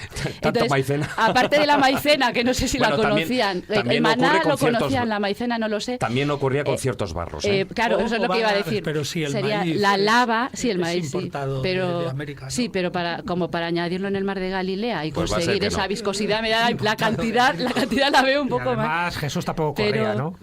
¿Cómo que no corría? Bueno, el No lo Evangelio de Marcos, el Evangelio dice que Jesús hizo ademán de sobrepasarlos. Había bastante viento, puede ser que el Pues viento fíjate, fuera se en combinaron contra, las dos cosas. pero hizo ademán sí que iba deprisita. Pues ves si va rápido, ya está, ahí lo tenemos. Porque lo que decía David, la lava, por ejemplo, tiene esa misma propiedad, pero el barro también. Y Claro. ahí sí que si hay, yo que sé, una riada o lo que sea, si puedes tener barro, pero barro no, en el mar podrías tenerlo. Bueno, la otra, que es la que digo yo, la característica física que todo el mundo conoce de por qué flota una hoja en el agua, o porque algunos insectos que sí conocemos o caminar hemos y visto correr. como van corriendo por encima del agua, Sí. eso es aprovechar una propiedad física de las disoluciones que es la tensión superficial. Es lo que decía. Si tú, bueno, con el agua no se nota porque no tiene mucha resistencia, con el aceite se notaría un poco más. Pero si sabes que si pones el dedo y le tocas, intenta como expandirse, ¿no? El agua. Pues la energía que necesitarías para aumentar esa superficie, para que se expandiera, eso sería la tensión superficial. ¿Qué está pasando físicamente? Es que las moléculas dentro del agua te dan igual, están rodeadas por más moléculas de agua, entonces en promedio te da igual. Pero las de la superficie no tienen a nadie por arriba. Tienen unas fuerzas que las mantienen más unidas, más fuerte. Y también está el principio que todo el mundo conoce de Newton, de acción-reacción, ¿no? Si yo intento pisar y hago fuerza, el agua me va a hacer una fuerza a mí en contra. Si no, es una cuestión de peso aquí. Si peso mucho, pues me hundo por la gravedad. Pero si no, podría conseguir mantenerme estable. Es lo que pasa con las arañas o los insectos Sí, sobre sí, el agua. algunos animales. Tienen otra ventaja adicional, es que cuando ponen la pata queda un poco de aire entre la pata y el agua. Entonces no se humedece, entonces no pesa y no se hunde. Pero esa sería, en agua, digamos, en condiciones normales, sería la tensión superficial la que podría explicar. Bueno, vamos con otro Tampoco milagro. vale, porque No estábamos vale. en un No, momento porque pesa. tormentoso. No vale. Además. Vamos con otro que ese a mí me gusta mucho, que es el de el milagro de la resurrección, ¿no? Hombre, claro, es un poquito más fácil, entre comillas, de explicar, porque decimos, no estaba muerto. Claro. Claro. Entonces, se nos ocurren muchas cosas, ¿no? Los animales, por ejemplo, que hibernan en invierno, consiguen ralentizar su metabolismo, bajan la respiración, no necesitan tanta energía, bajan su temperatura corporal y consiguen mantenerse ahí dormiditos y pasan todo el invierno así tan campantes. Sí, pero el de la hibernación es más raro, pero el otro, que se produjo mucho en la Edad Media, que me imagino que es por ahí por donde vas, en la Edad Media, vamos, ya hasta recientemente, todos los que son enterrados vivos. Sí, calla. Pasan por eso. La catalepsia. Exactamente. ¿Conocéis a alguien cataléptico? Yo sí, ¿eh? Tú sí. Yo pues... sí, tuve... Sí, yo soy gallega, lo sabéis, ¿no? Y las relaciones con la muerte las tenemos así un poco difusas. Y en un tanatorio, precisamente, conocí yo a un cataléptico que estaba vivo y me contó toda su experiencia. Sí, vamos, que tenía ganas de salir de ahí, ¿no? Sí, bueno, la historia es un poco más compleja, pero sí no nos da tiempo. Pero históricamente... la catalepsia podría ser una explicación. Podrían haber pensado que estaba muerto, haberlo enterrado y que Jesús casualmente pasara por allí en el momento indicado. Eso o un coma, por ejemplo. O sin haberlo enterrado, ¿eh? Sin haberlo enterrado. Sí, o un coma. Perjudicadillo le habían dejado, ¿eh? Sí, no. Cuando resucita a Lázaro dice que olía ya, ¿no? Claro. O sea, que también debería estar en un estado de descomposición considerable. Pero bueno, esa sería de todas un formas, poco no creo que la higiene en aquella época fuera el punto fuerte, ¿eh? Y el lanzazo que cuenta el Evangelio de Juan. Pero, ¿a qué te refieres? Claro, a Jesús, la muerte, la sí, la muerte. de Jesús. Bueno, yo no estaba hablando de los que resucitó Jesús, no de su propia Lázaro. resurrección. De Lázaro o la hija de Jairo, por ejemplo. Jairo, o el hijo de la viuda de Naín. Exactamente. Creo recordar que uno de ellos, según una conferencia tuya a la que yo asistí hace ya un tiempo, decías que una de ellas era la que tenía más visos, ¿no?, de poder Jairo. haber sucedido, la de la Lo hija de dice Jairo. el mismo Jesús, no está muerta, sino dormida. Solo dice Jesús claramente. Pero se podría intentar explicar de esa manera, o sea, no estaba muerto realmente. Claro, otra cosa es que ahora lo podemos conseguir también, no solo porque seas cataléptico, tú puedes conseguir estados de animación suspendida que se hacen en hospitales, por ejemplo, para según qué operaciones, de enfriarte lo suficiente sin matarte como para que se ralenticen todos y puedas hacerte una operación. Bueno, de hecho, y después creo que lo hablamos el milagro, aquí en otro programa, yo creo que sí. que era en el mundo oriental, eso, vamos, lo hacen los mismos lamas, ¿no? Sí. Pero es que también las mismas técnicas, por ejemplo, de que tu peso sea más liviano, incluso de poder levitar, son técnicas que hacen ciertos maestros espirituales, con lo cual explicaría, en parte, desde un punto de vista no científico, pero explicaría ese tipo de técnicas, el cómo podría caminar sobre las aguas. Porque hay gente que es capaz de aligerar su peso, igual que hacerlo al revés, es decir, hacer que el peso sea tan voluminoso que es incapaz de moverle incluso un tractor, ¿no? Pero bueno, por eso lo que estás contando, Carmen, interesantísimo, porque aparentemente la resurrección es un milagro fácilmente de explicar, pero explica lo de los peces. Lo de los peces, la multiplicación de los peces, dices. Ese no está en lista. Ese es como el del vino al agua. No ya te gustaría a ti. Ahí al revés, del agua al vino. Tú tienes hambre ahora mismo, ¿verdad? Con las horas que son ya me da la impresión. No, pero lo de los peces, no me voy a pasar al otro de que la ciencia puede hacer milagros de ese tipo, y una gran revolución fue precisamente la agricultura, ¿no? Sí. Y la capacidad de producir trigo o maíz en masa para los seres humanos. Pero vamos con el más polémico de todos. El que nos gusta, que es el del nacimiento de la Virgen. Que, a ver, si yo os pregunto qué se os ocurriría científicamente, todo el mundo va a decir supongo que todo el mundo diría algo que se puede hacer de rutina. O sea, yo ahora mismo puedo salir de aquí y quedarme, no así tan rápido, no, pero bueno, la inseminación artificial. Eso podría ser un método moderno. Bueno, iba a decir un método moderno de quedarme embarazada sin necesitar a un hombre físicamente, pues solo necesito el esperma. De quedarme embarazada. He dicho moderno y iba a recular porque ya en una tablilla sumeria, es que sabéis que me gusta a mí esto, parece que está registrada por primera vez una suerte artesanal de inseminación artificial de ovejas, de ovinos, que con la misma técnica que posteriormente se usaba para los equinos. Lo que pasa, no es, tan que, moderna, lo que pasa es que hablar de inseminación artificial en el caso de la Virgen María es más polémico todavía que sí, sobre todo porque además no se le está dando virgen, alas, ¿no? Se le está dando alas a otro tipo de hipótesis. Y estamos hablando de hipótesis que muchos creen en ella, que es esa hipótesis extraterrestre. No me fastidies, pero... Es la ciencia con conciencia.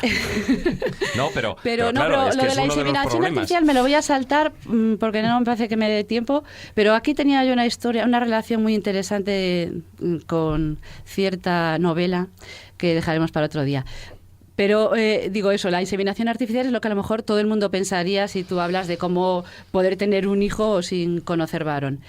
Pero yo de lo que quería hablar, y si es un proceso que se produce en la naturaleza, en el reino animal y vegetal, que se llama partenogénesis. Y la partenogénesis consiste precisamente en formar un nuevo ser por la división de las células sexuales femeninas sin unirse a las masculinas y dar lugar a una nueva criatura. O sea, sería algo así como que dentro de ti nace un gemelo. Eso es lo que se ha explicado para el caso en humanos, porque sí hay algún caso descrito en la literatura científica que ahora mencionaremos brevemente, pero sí sería un poco esa idea. Se produce, por ejemplo, en reptiles, en tiburones, en aves, en dragones de Komodo, por ejemplo. Entonces hay el óvulo, digamos, se produce junto con una cosa que se llama el cuerpo polar, y ese cuerpo polar actuaría de alguna manera como si fuera el esperma, sin serlo en realidad, se unirían y conseguirían producir la división. Y pues las serpientes, por ejemplo, pueden tener serpientitas de estas pequeñas. Siempre que lo pienso me acuerdo de la escena aquella de Indiana Jones y me da un poco de repelús. Veo millones y millones.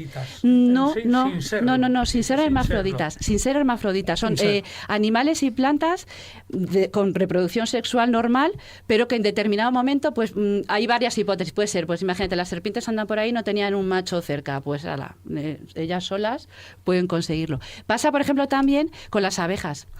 Las abejas, las hembras, las reinas o las obreras se reproducen por unión de óvulos espermatozoides. Pero los machos, algunos de ellos, los zánganos, no. Los zánganos es por partenogénesis. Se empieza a dividir sin ser fecundado el óvulo. Entonces, hay un caso de 1944, me parece que es, de una mujer, aquí pasaba yo ya a los humanos, a lo que decíamos antes, una chica de 19 años que se empieza a encontrar mal, se tiene mareos y vómitos y se va al médico. Y el médico le dice, ¿estás embarazada? Y la otra dice, pues va a ser que no, porque es que no conozco yo varón. O sea, sería ahí la Virgen. Claro, nadie se lo creía, obviamente, ni su familia, ni el médico, ni nadie. La chica dio a luz, tuvo una hija y nada, pues siguió su vida. Al acabar la Segunda Guerra Mundial se casó, intentaba tener más hijos con su marido y no podía. Entonces se fue a otro médico. El médico sí tengo el nombre, porque es el que sacó esta publicación que os comentaba antes. Stanley Balfour Lynn. Entonces ella le cuenta lo que le había pasado con su primer embarazo. Que ella no había tenido relaciones con ningún tío, pero había tenido una hija. Le hacen análisis genéticos y ven lo que decía David, que las similitudes biológicas entre esta mujer y su hija iban más allá de las de madre e hija, sino que era más parecido a una gemela.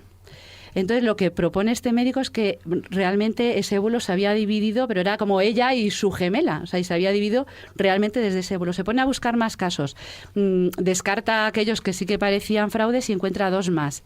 O sea, encuentra otros casos de partenogénesis humana. Sí. El artículo, desgraciadamente, es es antiquísimo ya, de 1956, y no conseguí encontrarlo accesible. O sea, sí está en la bibliografía, pero no conseguí descargármelo para leerlo entero, solo podía ver el resumen. Pero sí él lo publicó y publica estos otros casos que él encuentra, dos más.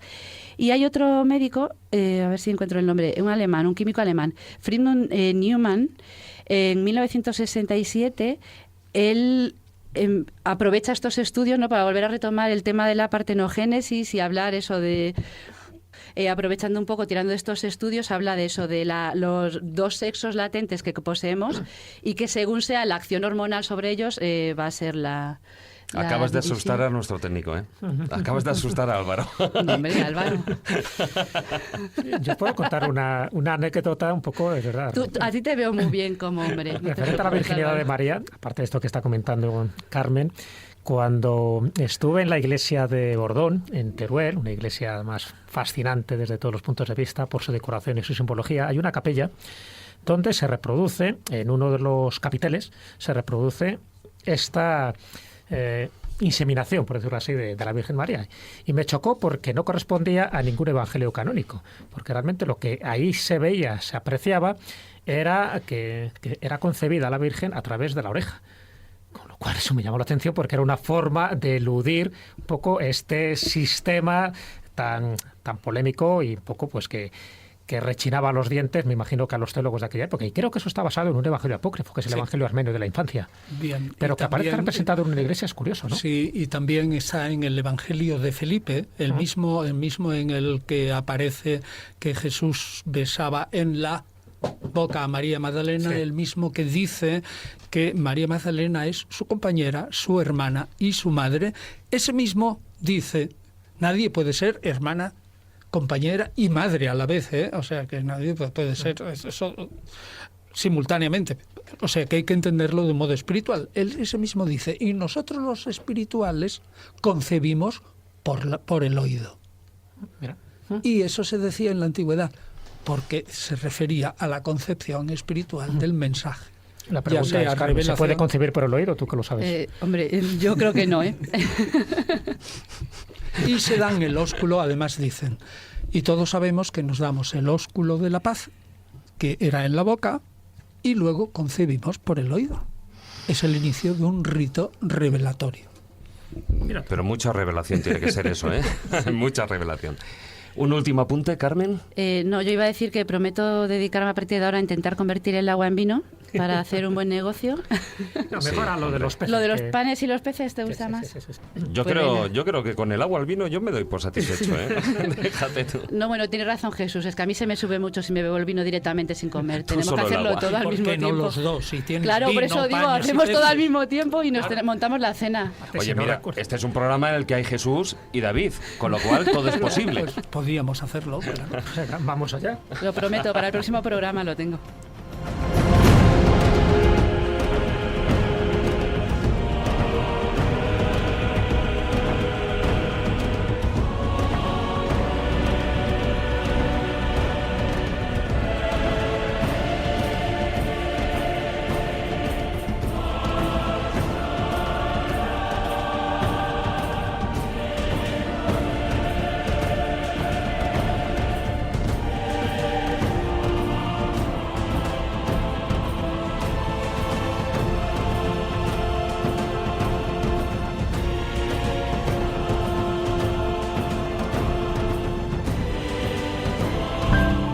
La escóbula de la brújula. Dirige Jesús Callejo. Presenta David Sentinella.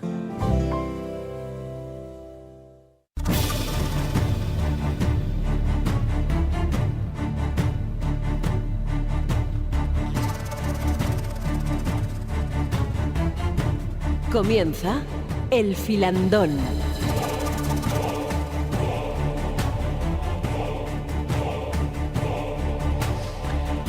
Y empezamos el filandón de este programa centrado en la figura de Jesús de Nazaret, sin lugar a dudas, la figura más importante e influyente de toda la historia de Occidente.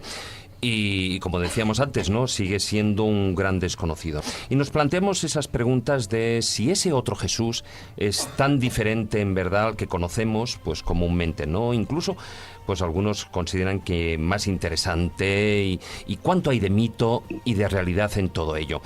Una de las partes más interesantes para hablar de todo ello son esos años que podríamos decir, posiblemente ahora veremos, que podían durar desde los 12 hasta los 30 años. Estaríamos hablando de esa vida oculta de Jesús. Antonio, ¿qué se sabe de ella? ¿Cuánto duró exactamente? Barriendo un poco para casa, pero debo decirlo, yo escribí en el año 92 un libro que lleva el mismo título que tú dices, sí. El otro Jesús, y que luego en una tercera edición que hace poco ha sido editado en los libros del Olivo, comparando la vida oculta de Jesús según los evangelios canónicos con la vida oculta de Jesús según los apócrifos. Porque el que ahora se puede encontrar, ¿cuál es el título?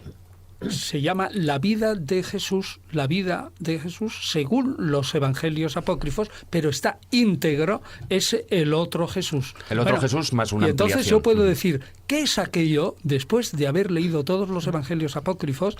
Desde luego no los de Faber-Kaiser y todas esas cosas, sino los que van desde el 130, el Evangelio de Pedro, 150, el Evangelio de Tomás Gnóstico, aproximadamente la base griega de la que se hace luego la traducción al copto, hasta el siglo VII, VIII aproximadamente, aunque tengamos el Evangelio de Nicodemo, quizás sí el de Bartolomé, rehecho hacia el siglo XI, pero siguiendo una tradición dentro de la Iglesia, ya sea la Iglesia cristiana, latina u oriental, copta o incluso la Iglesia árabe. Bueno, siguiendo toda esa tradición, la imagen que se saca del niño Jesús es que era un bellaco, era un pedante, un asesino, un chulo insoportable.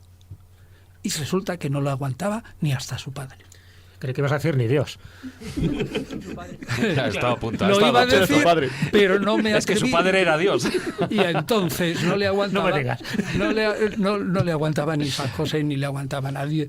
Pegó y mató a uno de sus maestros, aunque luego lo resucitó. Sabéis perfectamente que mató. Eso sí que es poder, ¿eh? Mató a un coleguita suyo que bajando por una calle muy empinada y corriendo chocó con el hombro y entonces él se sintió ofendido y lo mató. Después lo resucitó.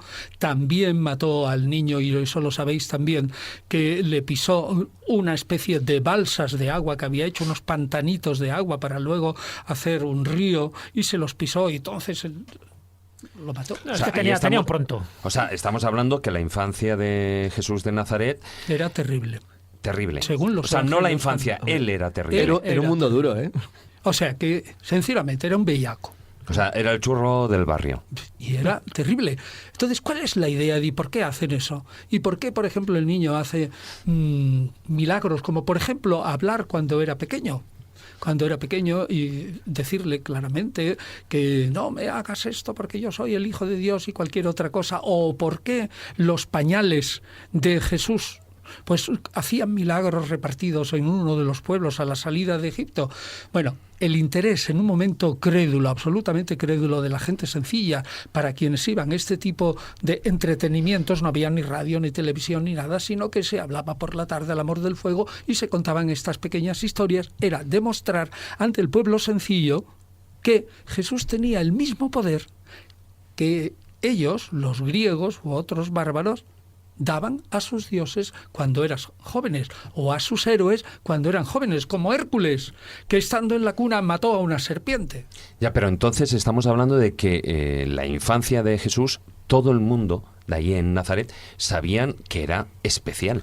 Tendrían que saberlo, y esa es la contradicción con los evangelios, porque si luego tú lees los evangelios canónicos, nadie sabía nada ni del nacimiento virginal, ni de lo que había pasado en el templo, ni de los Reyes Magos, nada. En una palabra, tanto los evangelios canónicos en la parte de la vida oculta, como los evangelios que empiezan a escribirse 100, 150, 200 años después de la muerte de Jesús, cogen diversas leyendas y las empalman allá donde hay algún hueco en los evangelios canónicos que convenga rellenar. Entonces, he puesto siempre el ejemplo, y si me permitéis lo repito. Vamos a suponer que dentro de 300 años, imaginaos el personaje más conocido de nosotros, el más conocido. Pongamos, por ejemplo, el general Franco, ¿no? Pues es muy conocido, aunque uno sea iletrado, etcétera. Imaginaos que tenéis que escribir una biografía laudatoria del general Franco dentro de 300 años, y no ha habido ni radio, ni televisión, ni periódico, ni nada. ¿Qué saldría de esa biografía? Pues si la tiene que hacer mi hija, todo inventado, evidentemente. Bueno, pues eso es lo mismo que pasa con una biografía de Jesús en unos años en los que no tenemos nada, es todo inventado, es todo legendario, y en algunos casos, cuanto más gorda sea la leyenda, mejor. Bueno, está claro, tal como cuentas un poco, si le damos credibilidad, que era un Jesús muy gamberro en aquellos años, por lo menos de los primeros años. Pero luego en la juventud, cuando se habla de esos años ocultos, ¿no? Las dos teorías que hay es que siguió en Galilea, en alguna escuela rabínica, para formarse como rabí, o que realmente se marchó. Si estuvo en Egipto, si realmente recorrió varios países del Mediterráneo para instruirse, para buscar a auténticos maestros y luego ya venir realmente formado. ¿Tú qué crees? ¿Que realmente siempre se quedó en la zona de Galilea o salió? Yo no tengo ni la menor idea. Sí, pero me refiero según Es los decir, textos. no lo sé. Pero si yo veo, conforme a lo que luego los evangelios, en cuanto a historiadores, entre comillas, más cercanos a la vida y muerte de Jesús, pues yo veo que ese individuo, en lo que era verdaderamente genial para muchos de la época, era uno en la interpretación de la ley, que hacía una interpretación nueva de la ley, que era más concorde, más en unas partes más dura, como en lo del divorcio, y en otras partes más amplia, como en lo del sábado. O dos, que era un exorcista y un sanador. De todo eso tenemos ejemplos en el mundo judío de gente que, sin haber salido de Judea, por ejemplo, imaginaos un hombre que sea como Mozart, pero en vez de tener el lóbulo parietal derecho o el que sea, el que corresponde a la música, el que corresponde a la religiosidad, que es el cerebro límbico, según Francisco Rubia, que está en la profundidad y todo, de nuestro cerebro, el más arcaico, que lo tenga tremendamente desarrollado. Pues ese niño, para ser maestro de la ley, lo mismo que Mozart en la música, no tenía nada más que haber ido a la escuela, haber aprendido a leer y escribir con un texto sagrado, haber ido hasta los 30 años o 30 años y pico a la sinagoga todos los sábados, y ese individuo especialísimamente dotado se habría sabido las escrituras de memoria. Y luego habría reflexionado todo el tiempo sobre ello y sería un maestro de la ley. Hay un detalle que no hemos comentado al principio, pero que convendría tener en cuenta ahora. Si Jesús nació en torno al 6-7 antes de Cristo, murió con casi 40 años. Sí, es verdad. Bien, no lo hemos dicho, pero es evidente que murió por lo menos con 39, pero hay un pasaje en el capítulo 8 del Evangelio de Juan, cuando en una discusión de Jesús con los judíos, que el Jesús de Juan dice, y yo soy antes que Abraham. Y entonces los judíos le dijeron, ¿cómo? Y tú no tienes todavía ni 50 años. Y ya dices que eres mayor que Abraham. Eso quiere decir que él era un hombre más bien mayorcito. Maduro para la época, claro. Pues si no hubieran dicho, y tú no tienes ni 30. Ni siquiera 30, claro. Exacto. Y dicen 50. Yo creo que Jesús murió con 39 años o por ahí. Bueno, ¿y qué más puedo decir? ¿No? Me queda solo la segunda parte. O sea, que maestro de la ley, simplemente un ser especialmente dotado para la religión. Que no tuvo que ir a Alejandría, ni no tuvo que ir a la India, ni a... Porque la materia sobre la que él trabajaba estaba en casa. Claro. Era la ley de Moisés. Y segundo, para ser exorcista y sanador hace falta algún aprendizaje o tener sobre todo unas cualidades psíquicas que las vemos hoy. A mí me han hecho milagros. Y los puedo contar, y yo las he contado alguna vez. Para ser un sanador, hoy hay gente que son sanadoras, ¿no? ¿O no? Creo que sí. Hay sanadores y curanderos, que no es lo mismo. Bueno, lo que sea. Entonces Jesús, sin salir de Galilea, teóricamente pudo ser un maestro de la ley, ser un exorcista y un sanador. Los idiomas que él manejaba, me imagino que sería el arameo, pero también se habla de que el griego y el hebreo. El hebreo seguro.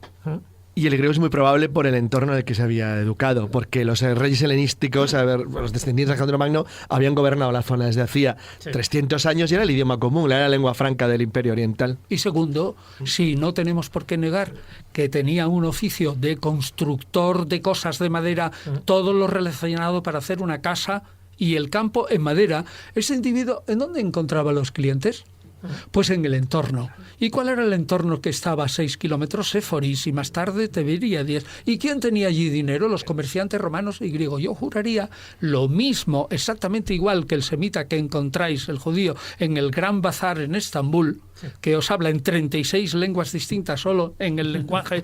Sí, 36. Sí, para vender una manta, solo para eso. Para vender una manta en 36 lenguajes. Y a todos los jugadores de fútbol de todos los países se los conoce. Según qué país seas, te sueltan unos cuantos jugadores. Pues entonces Jesús no pudo saber contar, hacer números, proponer una factura, un proyecto de trabajo en griego y latín. Seguro, sobre todo porque partimos que Jesús no era tonto. Bueno, de todas formas, era listo ahí y mucho. Lo que... Ahí hay una pregunta, yo creo, importante a realizarte, y es que él pertenecía a una familia de sacerdotes, porque hay un momento en el que Juan Bautista afirmaba ser pariente de sacerdotes, ¿no? Que él sí que lo era. Bueno, esa historia de Juan Bautista, Isabel, que dice pariente, y tú lo has dicho muy bien, porque que sea Isabel prima de María solo aparece en el mundo occidental, que es el que nos cuenta aquí, en torno al siglo XIII.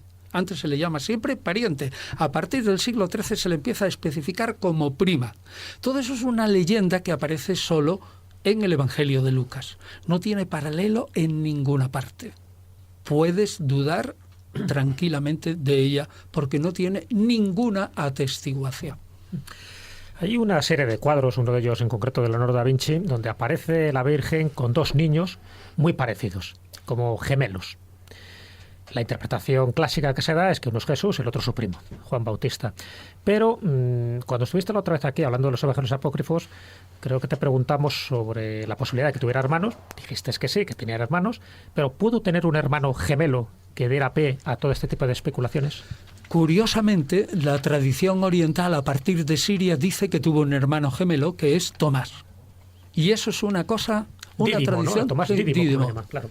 Y además aparecen los hechos apócrifos de Tomás, que son del 250, en el que Tomás, su hermano gemelo, que le había tocado en el reparto de las tierras de misión ir a India, dice, no me da la gana.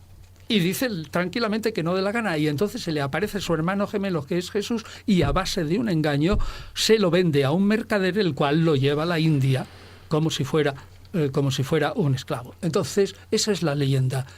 Yo no conozco ninguna explicación de la Iglesia antigua que hable de ese tema de una manera seria y que ofrezca una aclaración. Yo no la conozco y me parece que si toda la Iglesia está hablando de un nacimiento virginal, luego admitir que sea gemelo, yo creo que lo que quiere decir la cosa es que ese Tomás era gemelo de otro hermano, pero a quien llamó Jesús es a uno de los gemelos. Y al llamarse el gemelo, y precisamente porque ese Tomás fue el que de alguna manera se unió a Jesús, y el primero que proclamó que él era Dios, Señor mío y Dios mío, en el capítulo 20 del Evangelio de Juan, se formó luego la leyenda que Jesús tenía un hermano gemelo sin mensurar, sin medir las consecuencias.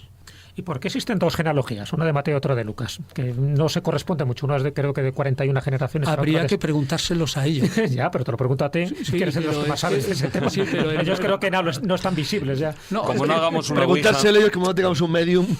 Llama la atención de que haya distintas genealogías, ¿no? Bueno, lo que solemos leer en los comentarios y lo que solemos explicar es que cada una de esas genealogías están formadas dentro de dos comunidades distintas, generadas en un espacio bastante distinto y cada uno formó la suya. La de Mateo sería una genealogía de una comunidad cristiana del ámbito de Siria, digamos, por Antioquía. Sí. Mientras que la genealogía de Lucas, si es que Lucas escribió en Éfeso, estaba bastante distante porque estaba en Asia Menor. Por lo tanto, un grupo judeocristiano hace una genealogía en Éfeso y otra en Siria, no se tienen en cuenta, y nosotros, ya pasados los siglos, contrastamos Mateo y Lucas y vemos que son distintas. Pero en su origen cada una venía de una tradición legendaria de cada una de las comunidades. Yo creo que esa es la explicación más sencilla.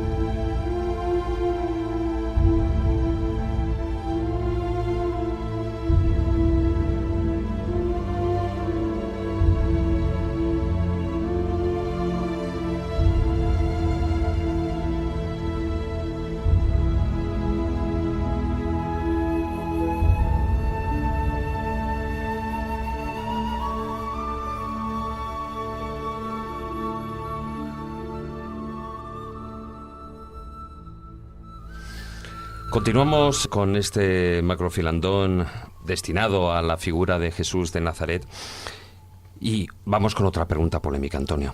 ¿Cuál era su estado civil? Tampoco lo sabemos. Y debemos de decir, no estamos en lo de la vida oculta y en que no sabemos nada, pues yo creo que la respuesta honesta científica es decir, no lo sabemos. Yo creo personalmente que podía ser perfectamente viudo. Realmente, aunque no había obligación de casarse en Israel en la época, que eso, y sobre todo para los rabinos, es mucho más tardío, la gente lo argumenta, dice, ¿por qué el rabino tenía que haberse casado? Cuentos chinos. Había muchos en Israel que eran solteros, pero lo normal era que se casaran en torno a los 19 o 20 años. En los textos yo he leído de todo, hasta que podía ser homosexual. Bueno, ahí el Evangelio secreto de Marcos no lo dice claramente, pero lo deja insinuar, que pasa una noche desnudo con otro joven desnudo explicándole los misterios. Es la parte oscura de la parte oscura. Espera, explicando los misterios del reino de Dios. Dice, y pasó desnudo con el desnudo una noche entera explicándole los misterios del reino de Dios. Después de una semana de enseñar a ese joven el reino de Dios, tienen un rito de iniciación. Pero eso pertenece a una interpretación de unos gnósticos, herejes que se creían muy, muy listos y muy iluminados por el cielo, que se llaman carpocracianos, sucesores de Carpócrates en Alejandría. Y el Evangelio, tal como lo tenemos, secreto de Marcos, está copiado de unas presuntas fotografías que se han perdido, de un presunto manuscrito que se ha perdido también, visto solamente por Morton Smith. O sea, mi opinión mucha personal. presunción. Hay mucha presunción. Morton Smith era un filólogo formidable y un tipo absolutamente listo y formidable. Yo creo que al final de su vida, ya que era homosexual y se metieron mucho con él en Estados Unidos, dijo, voy a hacer una broma que ahora os vais a enterar. Y yo creo que él, que tenía unos conocimientos impresionantes de griego, del mundo judío, era judío de formación judía, fue el que compuso el Evangelio secreto de Marcos y lo encajó en un sitio donde podía encajar, que es en el momento en que Jesús va a Jericó. Hay un momento en que va a Jericó, no se cuenta nada y sale de Jericó. Y allí lo encaja. Oye, pero es falso. ¿Y cabe la posibilidad, digo, por la época, por las leyes de la época, de que fuera bígamo? El Evangelio de Tomás dice, en el Logion 61, le dice Salomé, tú has subido a mi cama y has comido de mi mesa. Luego parece ser que esa sería su mujer, mientras que el Evangelio de Felipe da a entender que su mujer era no Salomé, sino María Magdalena. Teóricamente podía haber sido bígamo. Pues bien, hasta el siglo XVIII, teóricamente hasta el siglo XVIII, no se prohíbe de una manera jurídica por el gran rabino la poligamia en Israel. La poligamia en tiempos de Jesús, como ahora, hasta 4 mujeres, era perfectamente legal. Es más, hay una historia que se cuenta en el Talmud, esta es genial, de un rabino que se dedicaba a enseñar la ley y fue a 300 pueblos. Cuando resulta que había estado en el primero, se divorciaba de la mujer que había tenido allí. Estaba unos meses y iba al otro pueblo, se casaba con otra, se divorciaba y dice el Talmud que tuvo 300 mujeres. Pero daba basto. Se llama Julio Iglesias. Oye, se llamaba Tarfón. Sí, bueno, tenía un buen nombre. Oye, de todas maneras, estamos hablando de ciertos temas. Es como, bueno, hablar de sexo y de Jesús junto, pues parece como un sacrilegio, ¿no? ¿Pero y por qué? Pero además, bueno, tienes un capítulo en un libro dedicado al tema. Sí, en el libro Jesús y las mujeres, que yo creo que es un libro pequeñito, 250 páginas, donde están todos los textos que hay de la relación de Jesús y las mujeres en evangelios apócrifos y canónicos y en todo lo que hay. Interesantísimo. Desde el siglo I hasta el siglo III largo, hasta casi el IV, y los discuto uno detrás de otro. Bueno, Jesús y las mujeres, pues en realidad, Jesús, creo yo, debía tener sobre el sexo y el matrimonio una opinión altísima como tenían todos los judíos. Los judíos eran homofóbicos, eso es claro. Sí. Levítico 19 o por ahí, si no me equivoco, era terrible verdaderamente. Y el mismo Pablo es homofóbico, totalmente homofóbico, siguiendo la tradición del Levítico. Yo creo, sin embargo, que todos los judíos hasta hoy estiman el matrimonio como el don más increíble que le ha dado Dios. Uh-huh. ¿No sabéis la historia de un rabino que es estupenda? Resulta que, y esto lo cuentan historias de rabinos, que el hombre era muy piadoso, pero al mismo tiempo muy supersticioso. Y la costumbre judía dice que el marido y la mujer deben gozar del matrimonio precisamente en el descanso sabático, o sea que lo del sábado sabadete les impulsa a tener sábado sabadete y a pasárselo bien. Y entonces, ¿sabes lo que hacía el hombre? Vivían en una corral en Babilonia y se quería casar con la mujer, pero como había la idea de que en el acto sexual, cuando la vagina podía estar más abierta, no sé cuánto, se podía entrar un demonio dentro del cuerpo de la mujer, lo que hacía, y eso se echaba con el metal, cogía un cencerro de metal e iba por toda la corrala, tolón, tolón, tolón, tolón, dice, y ya decía todo, ahí va el rabino que va a acostarse con su mujer.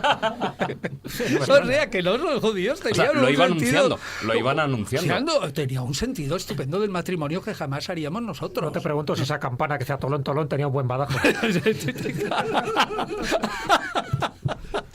Oye, como cogen este trozo solo, me parece que nos envían directos a la jaula y nos prenden fuego a los dos, ¿eh, Jesús? No, pero lo que dices, realmente Jesús, una persona, un judío atípico, alto, bien parecido, con labia, que sabía varios idiomas, las debía volver locas. Bien, y en el Evangelio parece que lo indica que las mujeres tuvieron gran afecto por Jesús. Pero sin embargo el Evangelio dice en Mateo 19 que hay algunos que se hicieron eunucos por el reino de los cielos. Y se refiere a ese pequeño momento de preparación antes de que venga el reino, pero que es muy pequeño. Y yo creo que Jesús en ese momento decía que debía abstenerse, aquel que era predicador del reino debía abstenerse del uso sexual. Creo que eso es una buena interpretación, pero momentáneamente.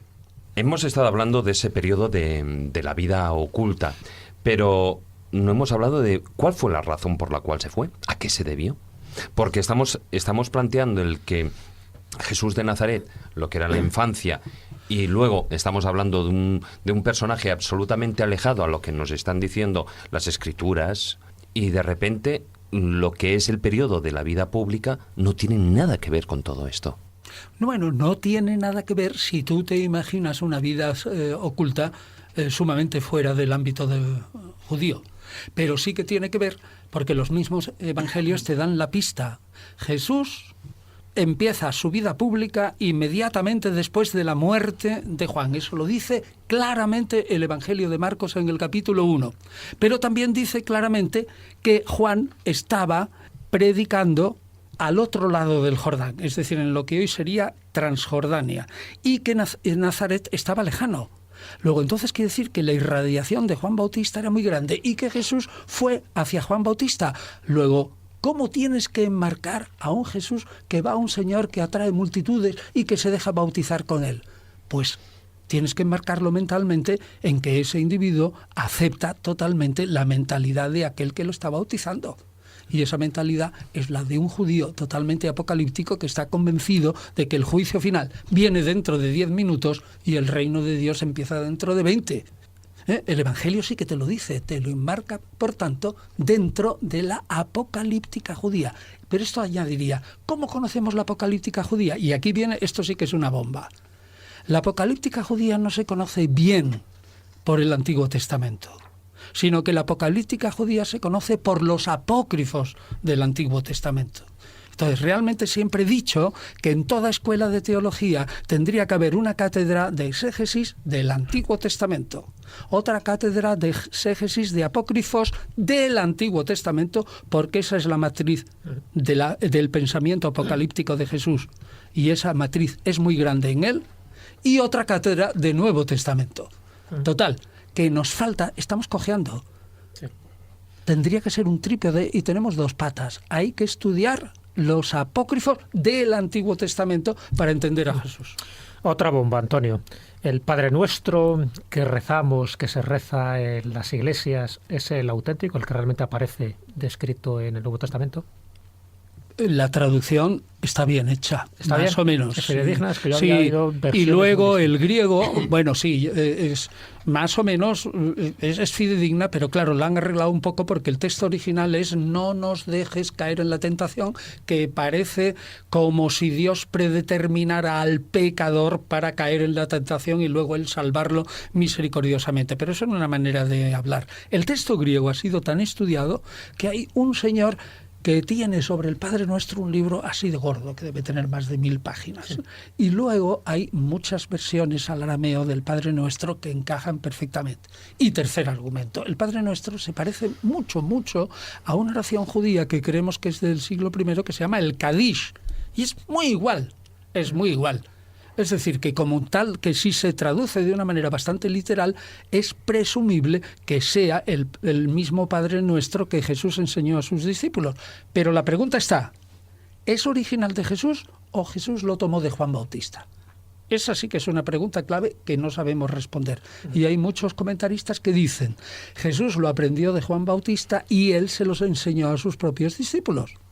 O se los recordó, porque algunos de los discípulos de Jesús, como Simón, Andrés y alguno más, Natanael, eran del bando de Juan Bautista, y cuando Jesús formó su grupo propio, se los llevó. Es decir, hizo competencia desleal a Juan Bautista.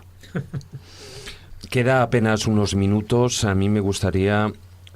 Claro, hay un tema que es importantísimo, que sería esa subida tras la resurrección, sí, la que podíamos apuntar. Ahí, sobre ese tema, ¿nos podías dar unos titulares? ¿Te atreves? Sí, yo me atrevo. Lo primero que diría es que cualquier filólogo, historiador de la antigüedad, cualquier historiador de las ideas no debe meterse en ese campo. Porque nosotros no tratamos sino de aquello que de alguna manera es un fenómeno repetible y observable. Y una resurrección no es un fenómeno ni repetible ni observable. Por lo tanto, no es nuestro campo. Ahora, tú dices, titulares. Pues titulares, el primero.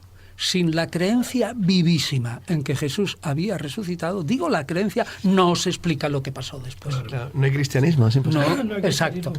Lo que ha dicho Carlos es verdad. No hay cristianismo. Segundo, si tú tomas todos los textos sobre la resurrección y las apariciones y te pones un papel delante y empiezas a hacer un esquema, es imposible que los cases entre sí. Es decir, son contradictorios. Luego, por tanto, la vivencia pudo ser la misma, a saber, Jesús vive entre nosotros, pero cada uno lo experimentó de una manera y los diversos grupos lo experimentaron de una manera diferente a los otros y lo contaron de una manera diferente a los otros, de tal modo que de ahí, y titulares, parece mentira que un hecho tan básico como la resurrección de Jesús no esté bien fundamentado en las Escrituras, porque los textos que hablan de ello no concuerdan entre sí. Y eso es un fastidio. Hay otra parte oculta de la vida de Jesús que corresponde precisamente a ese periodo en el que resucita y en el que asciende a los cielos. Sí. ¿Cuánto tiempo se queda en la tierra con los discípulos? Según 2 Pedro, que es el único testimonio del Nuevo Testamento, ese momento, en el momento hasta que... Vamos a dividirlo en dos. Sí. Desde que muere hasta que resucita y desde que resucita hasta que asciende. El momento de que muera que resucita es poco tiempo, son unas horas, sí, pero que se pueden contar como 3 días, contando un trocito del primero, el día completo y un poquito del segundo. Ese segundo día lo pasó en el infierno, pero el infierno entendido a la manera de los antiguos, el lugar donde estaban las almas como espíritus que son como humo, como niebla, que estaban esperando los santos patriarcas y todos los justos de tiempos pasados que habían cumplido, unos la ley de Moisés y otros la ley natural, estaban esperando el momento de la resurrección de Jesús para formar un cortejo con él y entrar en el cielo. Eso es lo que dice la Iglesia Católica basado en un solo texto. Y bajó a los infiernos y visitó, vale. Y de ahí descendió a los infiernos y subió a los cielos, que se formula en el credo. Y luego, respecto al tiempo que estuvo entre la resurrección y la ascensión. En el Nuevo Testamento, en el mismo Lucas hay 2 tradiciones.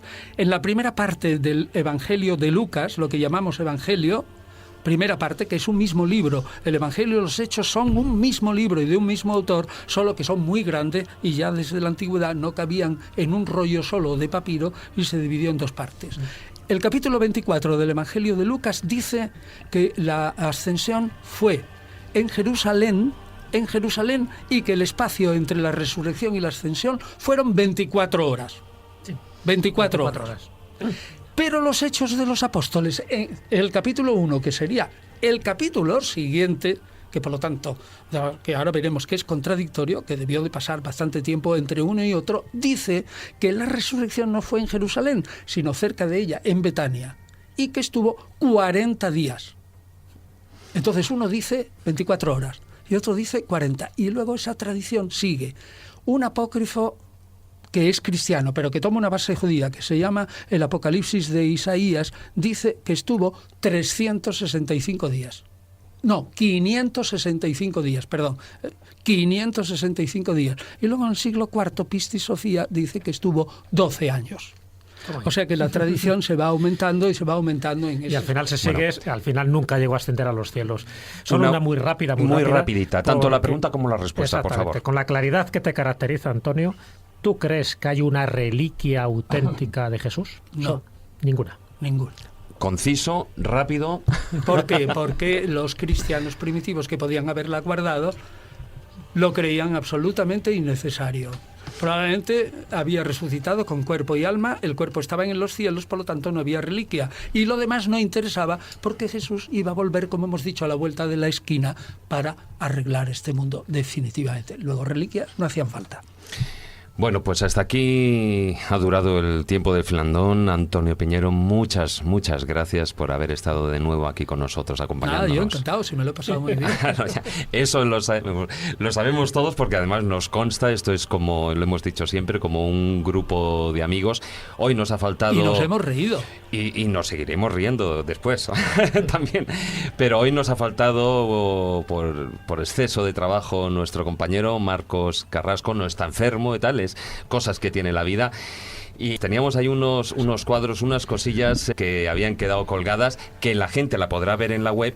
2 pinceladitas solo, Juan Ignacio. Dos pinceladitas. Simplemente vamos a hablar de unos cuadros que revelan el hecho de la transustanciación, en los cuales son cuadros atípicos. Normalmente no se suelen ver, nada más que si uno se fija mucho, en los que siempre aparece un Jesucristo con su cruz, a veces con su cruz, a veces con otros elementos y sobre todo con las heridas en las manos, en el alto del altar, y solo puede ser visto por el sacerdote, de tal manera que la sagrada forma se transforma en el cuerpo de Jesús.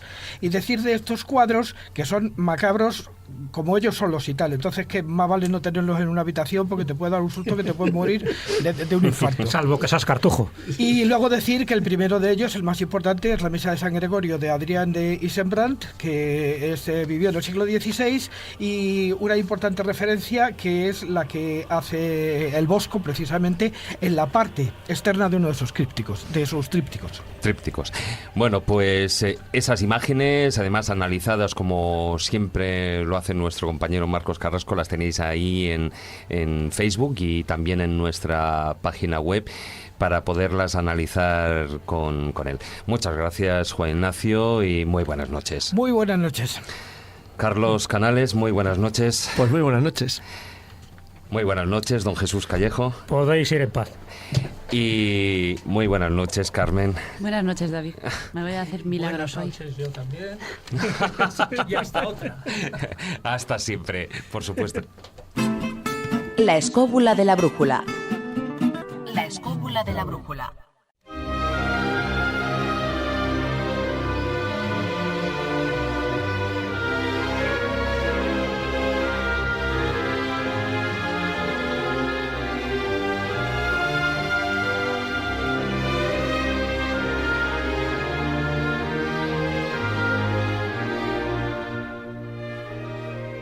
Queridos amigos, hasta aquí ha durado el programa. Ya os había anunciado, os había advertido que sería un programa denso, no solo por la temática, o no tanto por la temática, sino por el contenido, por todo lo que en él iba a salir. Y a fe que así ha sido. Muchas gracias por acompañarnos. Os recordamos nuestra página web, laescobula.com, También nuestra presencia en las redes sociales, en Facebook la página oficial La Escóbula de la Brújula y en Twitter nuestro perfil es @laescobula7. Y ahora sí, toca despedirse. Buenas noches, tratar de ser felices e ilustraros. Hasta la próxima semana, amigos.